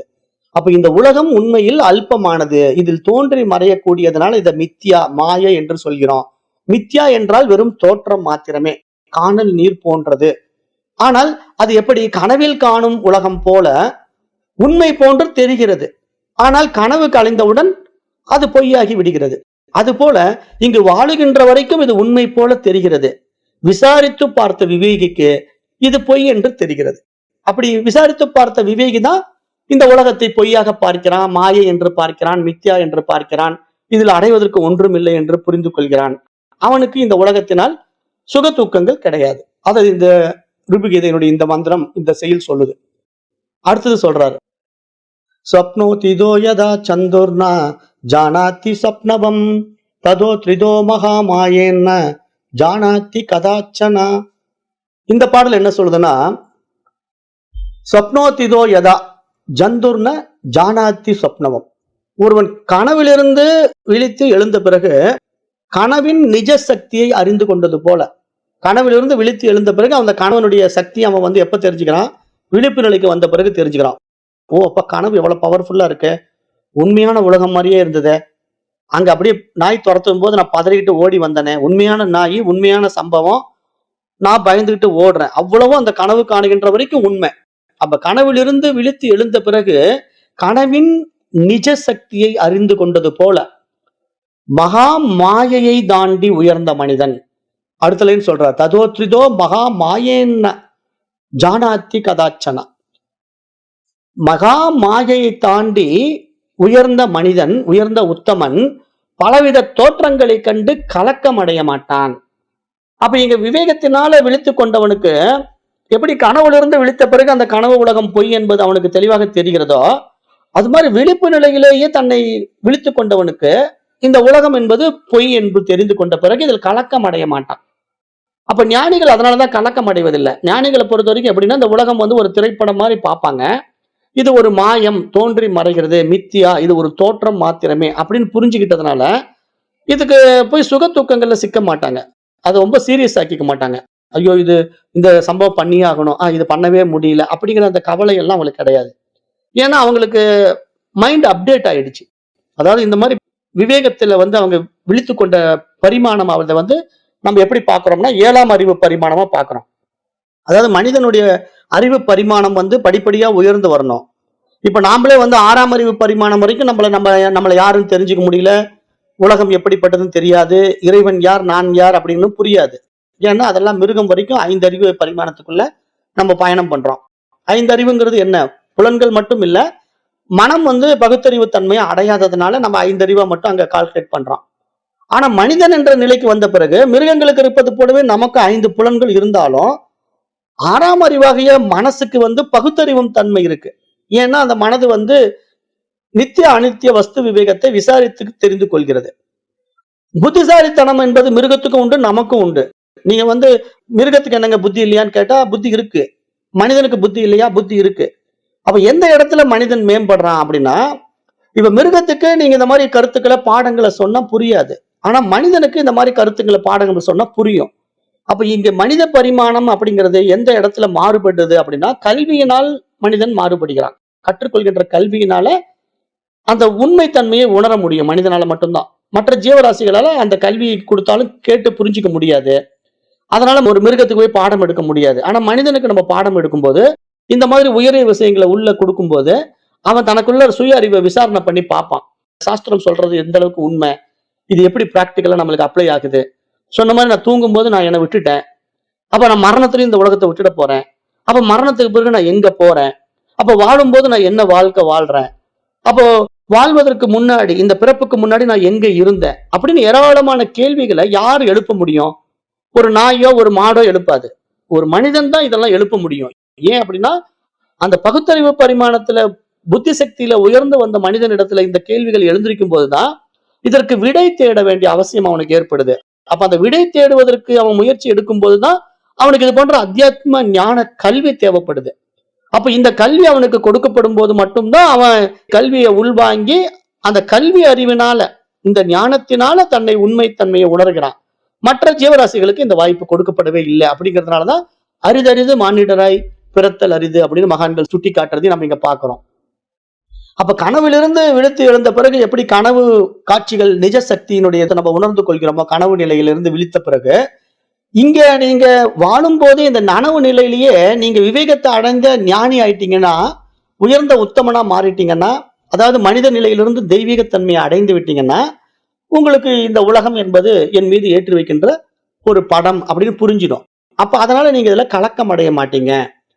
கனவு கண்ட பிறகு அந்த கனவுல புலி துரத்ததை பத்தி நீங்க நனவுல கலக்கம் அடையாதது போல, நனவு உலகத்திலேயே நீங்க விழித்து கொண்ட பிறகு உங்களுக்கு இந்த உலகத்தினால கலக்கம் உண்டாகாது, கவலைகள் வராது, சுக துக்கங்கள் தோன்றாது அப்படிங்கிற ஒரு அடிப்படையில இந்த பாடல்ல புரிய வைக்கிறார். அப்படிதான் இந்த ரிபுகதை ஆழமா விஷயங்களை சொல்ல வருது. அடுத்த பாடல் சொல்றாரு பாருங்க. நாஜ்நாதா நாபி நேயஸ்து ஞாபி ஞானம் முயத்னதா ஸ்வரூபம் கேவலம் நித்யம் பிரம்மா வாஸ்தி நிரந்தரம். இந்த பாடல் என்ன பொருள் புரிய வைக்குது அப்படின்னா, ஞாதா நாபி நேயஸ்து, அதாவது அறிவதற்கு அப்படின்ட்டு ஒரு தனி அறிவு இங்க இல்லவே இல்லை. நியாயம் நாத்தா அப்படின்லாம் படிப்போம். அந்த மாதிரி இங்க அந்த விஷயத்தை இங்க பேசுறார் ரிபுமுனிவர். அதாவது இப்போ நான் ஏதோ ஒண்ணு அறிஞ்சுக்கிறதுக்கு எனக்கு தனியா ஒரு அறிவு இருக்கு அப்படின்னு நீங்க நினைக்க வேண்டிய அவசியம் கிடையாது. அப்படி நீங்க உங்களுக்கு வேறாக ஒரு விஷயத்தை அறிய வேண்டியதும் கிடையாது. ஏன்னா அறிவினிடத்துல எந்த முயற்சியும் கிடையாது. ஏன்னா அது எப்பொழுதும் தன்னில் தானாய் தன்மயமாய் தனித்துவமாய் நித்தியமாய் இருக்கின்ற ஒரு பூரண பொருள். அது அந்த பூரண பொருளிடத்துல ஒரு சிறு களங்கம் கூட கிடையாது. ஏன்னா அது பரம்பொருளுடைய சுத்தமான ஸ்வரூபம். அதுதான் சொல்றாரு. ஸ்வரூபம் கேவலம் நித்தியம் பிரம்மை வாஸ்தி நிரந்தரம். அந்த பிரம்மம் எப்பொழுதும் சதா இருந்து கொண்டே இருக்கிறது. அதன் மீது எதுவும் ஒட்டவும் முடியாது, அதன் மீது எதுவும் ஏற்றி வைக்கவும் முடியாது. ஏனென்றால் அது கேவலம், தனித்தது. கேவலம் அப்படிங்கிறது இங்க சான்ஸ்கிரிட் வேர்டு, நம்ம தமிழ் கேவலம் கிடையாது. அப்ப கேவலமா இருக்குன்னா தனித்து இருக்கிறது, தன்னில் தானாய் தனித்து நித்தியமாய் நிதர்சனமாய் சுத்தமாய் இருக்கிறது. அப்படிப்பட்ட ஒரு இடத்துல எதுவுமே ஒட்டாது. அப்ப ஒட்டுவது போல காணப்படுவதெல்லாம் எப்படின்னா, இங்க மனசு இருக்கிறதுனால இந்த விஷயங்கள் எல்லாம் ஏத்தி வச்சுக்கிட்டு நான் ஏதோ இதை அடைய போறேன், இதை அடைஞ்சிட்டேன், அல்லது நான் இப்படி மாற போறேன், இப்படி மாறிட்டேன் அப்படின்னு நீங்க என்னென்ன விசை சுகங்களை உள்வாங்கி வச்சிருக்கீங்களோ அது பூரா மற்றவர்களால் ஏற்றி வைக்கப்பட்ட எண்ணங்கள் அப்படின்னு நீங்க புரிஞ்சுக்கிட்டீங்கன்னா போதும். நீங்க செய்ய வேண்டியது என்ன? தவறாக உங்களிடத்துல ஏற்றி வைக்கப்பட்ட எண்ணங்களை இறக்கி வச்சா போதும். அப்ப தவறாக ஏற்றி வைக்கப்பட்ட எண்ணங்களை இறக்கி வைக்கிறதுங்கிறதுக்கு தான் நம்ம எப்படி ஓமானம் கொடுத்தோம். அந்த வெள்ளை நிற பளிங்கு போன்ற ஸ்படிக கல்லின் மீது ஒரு செம்பருத்தி மலருடைய சிவந்த நிறம் ஏறி உக்காந்துக்குச்சு. ஆனா அந்த சிவந்த நிறம் அந்த பளிங்கு கண்ணாடிக்கல் மீது ஏறி உக்காந்துட்டதுக்கு காரணம் என்ன? அருகே வைக்கப்பட்ட செம்பருத்தி மலர் தான் காரணம். ஆனா அந்த அருகே வைக்கப்பட்ட செம்பருத்தி மலர்னால நிறம் மாறியது போல காணப்படுகின்ற கண்ணாடிக்கல்ல தொடச்சாலும் போகாது, கழுவுனாலும் போகாது. செய்ய வேண்டியது என்ன? அந்த மலரை தூக்கி தூரம் போட்டா போதும். அந்த கண்ணாடிக்கல் மீண்டும் தன்னுடைய சுயத்துக்கு, தன்னுடைய சொரூபத்துக்கு, இயல்பு நிலைக்கு பளிங்கு போல திரும்பி விடும். அது மாதிரி நீங்க உண்மையிலேயே யாருங்க அப்படின்னா ஆத்மா, அறிவு, பிரம்மம். ஆனால் அப்படிப்பட்ட உங்களுக்கு உருவமே கிடையாது. நீங்க நிர்குண வடிவமா இருக்கிறீங்க. ஆனா உங்கள் இடத்திலே இந்த உலகமும் இந்த உடலும் உண்டாக்கப்பட்டிருக்கிறது. ஏன்னா இந்த உடல் இருக்கிறதுனால மனசு உண்டாகி இந்த மனம் தான் இந்த உலகத்தை உண்டு பண்ணி வச்சிருக்கு. எல்லாம் ஏத்தி வச்சுக்கிட்டு இருக்கு. இது பேனா, இது பென்சில், இது கேலக்சி அப்படின்ட்டு இவ்வளவு விஷயத்தை ஏத்தி வச்சுக்கிட்டு இருக்கு. அப்ப இது மாதிரி ஏற்றி வைத்துக் கொண்ட நிலைப்பாடு உண்மையில் ஆத்மாவின் இடத்துல ஒட்டவே இல்லை. அந்த கண்ணாடி போன்ற ஸ்படிகக்கல் இடத்துல அந்த நிறம் ஒட்டவே இல்லை. ஒட்டியது போல காணப்படுவதற்கு அதன் அருகே வைக்கப்பட்ட செம்பருத்தி மலர் என்பது போல இங்க அறியாமையால் ஏற்றி வைத்துக் கொண்ட எண்ணங்களினால் இந்த உலகம் உங்களுக்கு இப்படி தெரிகிறது. இங்க நல்ல உலகமா தெரியும் சிலருக்கு, கெட்ட உலகமா சிலருக்கு தெரியும், சிலருக்கு துக்க உலகமா தெரியும், சிலருக்கு ஆனந்த உலகமா தெரியும், சிலருக்கு பேய் பிடிச்ச உலகமா தெரியும். இப்படி ஒவ்வொருத்தருக்கும் ஒவ்வொரு விதமான மனோபாவம் தான் அவங்க வாழ்க்கையை வாழ வைக்குது. அப்ப இது புரிஞ்சுக்கிட்டோம் அப்படின்னா இங்க எல்லாம் மனதனுடைய விளையாட்டு. அதை அடுத்த மந்திரத்தில் சொல்றாரு. எத்திர எத்திர மனோயாத்தி தத்ர தத்ரைவ திஷ்டதி எத்திர நைவாஸ்தி தத்துவம் தத்துவமே வகை திஷ்டதி. எங்கு மனம் ஓடுகிறதோ அங்கு அது நிற்கிறது போல தோன்றும். ஆனால் நிஜத்தில் எங்கும் பரம தத்துவமே நிறைந்துள்ளது. மனம் செல்வதற்கு இடமே இல்லை அப்படின்னு ஒரு அருமையான விஷயத்தை அடுத்த மந்திரத்துல சொல்லிட்டார். எத்திர எத்திர மனோயாத்தி, எங்கெல்லாம் மனம் ஓடிக்கொண்டே இருக்கிறதோ தத்ர தத்ரைவ திஷ்டதி, அங்கு அது இருப்பது போல தெரியும், அங்க அது நிற்பது போல புழங்குவது போல தெரியும். ஆனா உண்மையை விசாரித்து பார்த்தீங்கன்னா இங்கு மனம்ங்கிற ஒரு விஷயமே கிடையாது. அங்க அறிவு மட்டும்தான் இருக்கு, அந்த பரம தத்துவம் மட்டும்தான் இருக்கின்றது. அப்ப மனம் வருவதற்கும் போவதற்குமான ஒரு இடமே இல்லவே இல்லை. ஏனென்றால் இங்கு இருப்பு மட்டுமே இருக்கிறது. அப்ப அந்த இருப்பின் இடத்திலே ஏற்றி வைக்கப்பட்டது போல ஒரு நிறம் மாறிவிட்டது அந்த கண்ணாடி கல்லுல. ஆனா அது கண்ணாடி கல் களங்கம் அடைவது கிடையாதது போல இங்க ஆத்மா தூய அறிவு களங்கம் அடைவது கிடையாது. அப்படிதான் நீங்க இதை புரிஞ்சுக்கணும். அப்படிதான் நீங்க இருக்கிறீங்க. நீங்க உண்மையிலேயே ஆத்மா தான், நீங்க இந்த உடலோ மனசோ கிடையாது அப்படிங்கறதான் இங்க ரிபுமுனிவர் ரொம்ப ஆழமா நமக்கு புரிய வச்சுக்கிட்டே வரார். அப்ப இந்த நிலையை நாம நடைமுறைக்கு கொண்டு வர்றதுக்கு தான் இப்ப நீங்க செய்ய வேண்டியது என்ன, முதல்ல சாட்சி பாவனைக்கு வந்துடுங்க. நீங்க முதல்ல சாட்சி பாவனையை பிராக்டிஸ் பண்ணுங்க. எல்லாத்தையும் அப்படி வேடிக்கை பாருங்க. நடக்கிறது நடக்கட்டும், நீங்க ஒண்ணும் மாத்த முடியாது, நிகழ்வை நீங்க தடுக்க முடியாது, எல்லாம் நிகழ்வு நடந்துகிட்டே இருக்கும். நீங்க அதுக்கு தான் நான் உங்களுக்கு ஏற்கனவே சொல்லுவேன், நீங்க வாழ்க்கையில மிகப்பெரிய வெற்றியாளன் ஆகணும் அப்படின்ட்டு இன்னொருத்தனை பார்த்து நீங்க வெற்றியாளனாக ஏற்பாடு பண்ணீங்கன்னா ஏன் உங்களால ஆக முடிய மாட்டேங்குது? அவனால ஆயிட்டா உங்களால ஆக முடிய மாட்டேங்குது. அவனுக்கு அதே 2 கை தான், உங்களுக்கு அதே 2 கை தான், அவனுக்கு அதே 2 கால் தான், உங்களுக்கு அதே 2 கால் தான், எல்லாம் ஒரே மாதிரிதான் இருக்கு. ஆனா அவன் ஜெயிச்சுட்டா உங்களால ஜெயிக்க முடியல. என்ன காரணம்? விசாரித்து பார்த்தா இங்க அவரவர்கள் ஏற்றி வைத்துக் கொண்ட எண்ணங்கள் தான் காரணம். நம்முடைய மனோபாவம் வேற, அவருடைய மனோபாவம் வேற, அவனுடைய வாழ்க்கை முறை வேற, நம்முடைய வாழ்க்கை முறை வேற. இங்க எல்லாமே ஒவ்வொருத்தருக்கும் ஒவ்வொரு தனித்துவமான ஒரு யூனிக் இருக்கு.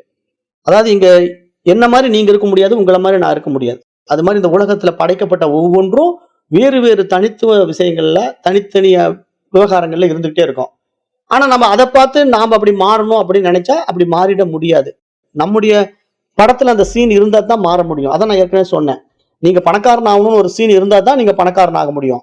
அப்படி ஒரு சீன் உங்களுக்கு கொடுக்கவே இல்லைன்னா அந்த சீன்ல நீங்க வரவே முடியாது. அப்ப நீங்க என்ன தலைகீழ முயற்சி எடுத்தாலும் நீங்க பணக்காரன் ஆகவே முடியாது. அப்ப நிறைய பேர் ஓடிக்கிட்டு இருக்காங்களே, ஏன் ஆக முடியல, தான் காரணம். அப்ப அதுக்கு நான் எப்படி உங்களுக்கு புரியுற மாதிரி ஓமானம் கொடுக்குறேன் அப்படின்னா, இப்ப நீங்க பணக்காரன் ஆகணுங்கிறதுக்காக படாத பாடுபட்டு காலையில இருந்து நைட்டு வரைக்கும் ஓயாம உழைக்கிறீங்க. நிறைய பணம் சேர்த்திட்டீங்க, பல லட்சங்கள் பல கோடிகள் சேர்த்துட்டீங்க. ஆனா பணம் செலவாகணுங்கிறதுக்காக நீங்க ஏதாவது முயற்சி எடுக்கிறீங்களா? பணம் செலவு பண்ணணுங்கிறதுக்காக நான் இருங்க காலையில இருந்து நைட்டு வரைக்கும் அதுக்காக ஒரு உழைப்பு தனியா உழைக்கிறேன் அப்படின்னு நீங்க தனியா ஏதாவது எஃபர்ட்ஸ் போடுறீங்களா? ஒரு எஃபர்ட்ஸும் போட வேண்டாம். சும்மா உட்கார்ந்து இருந்தாலே பணம் செலவாகும். ஏன் அப்படின்னா நீங்க சம்பாதிக்கிறதுக்கு மட்டும்தான் ஓடணும், செலவு பண்றதுக்கு நீங்க ஓட வேண்டியதே இல்லைங்கிற நியதி உங்களுக்கு புரியுதா இல்லையா?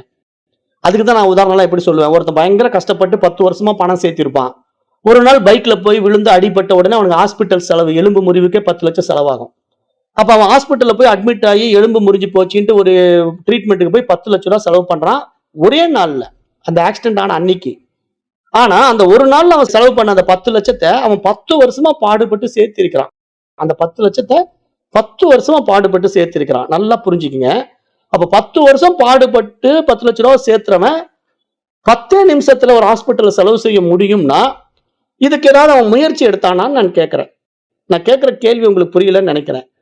10 வருஷம் பாடுபட்டு சம்பாதிக்கிறதுக்கு இவ்வளவு முயற்சி எடுத்தியப்பா, அதே நீ செலவு பண்றதுக்கு 10 நிமிஷம் போதுமே, 10 வருஷம் தேவையே இல்லை இல்லையா?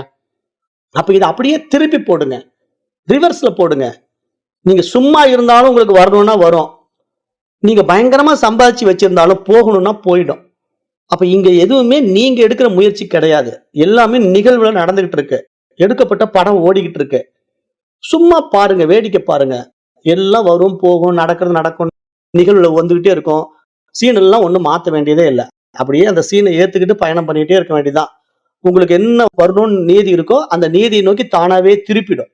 அந்த இயற்கை தானாவே உங்களை திருப்பி விடும். நீங்க அதை திருப்ப அனுமதிக்காம அதை எதிர்த்து போராடுறதுனாலதான் உங்களுக்கு பிரச்சனை. நீங்க நிகழ்வுல பயணம் பண்ணாம நான் ஏதோ மாத்த போறேன் அப்படின்னு நீங்க உங்க தனித்துவமான அறிவு வச்சுக்கிட்டு முயற்சி எடுக்கிறீங்க பாருங்க, அந்த முயற்சி தான் நீங்க அதுகிட்ட மல்லு கட்டுறீங்க. அந்த மல்லு கட்டுறதுனால வரக்கூடிய ப்ராப்ளம் தான் மைண்டினுடைய பிளே. அப்ப இது புரிஞ்சு போச்சுன்னா ஒன்னும் கட்ட வேண்டியதில்லை. உங்களுக்கு வரும்னா வரும், போகணும்னா போகும். நீங்க சும்மா இருந்தா போதும். இதான் ஞானிகளுடைய நிலை. ஞானிகளுக்கு இது புரிஞ்சு போன பிறகு இங்க உழைக்கணுங்கிறது இல்ல, சோம்பேறியா இருக்கணுங்கிறது இல்ல. அவங்களுக்கு கொடுக்கப்பட்ட கேரக்டர், அவங்க ரோலை அழகா பண்ணிக்கிட்டே இருப்பாங்க. அவங்களுக்கு அந்த ரோல்ல என்ன வருமோ வரும், என்ன போகுமோ போகும்.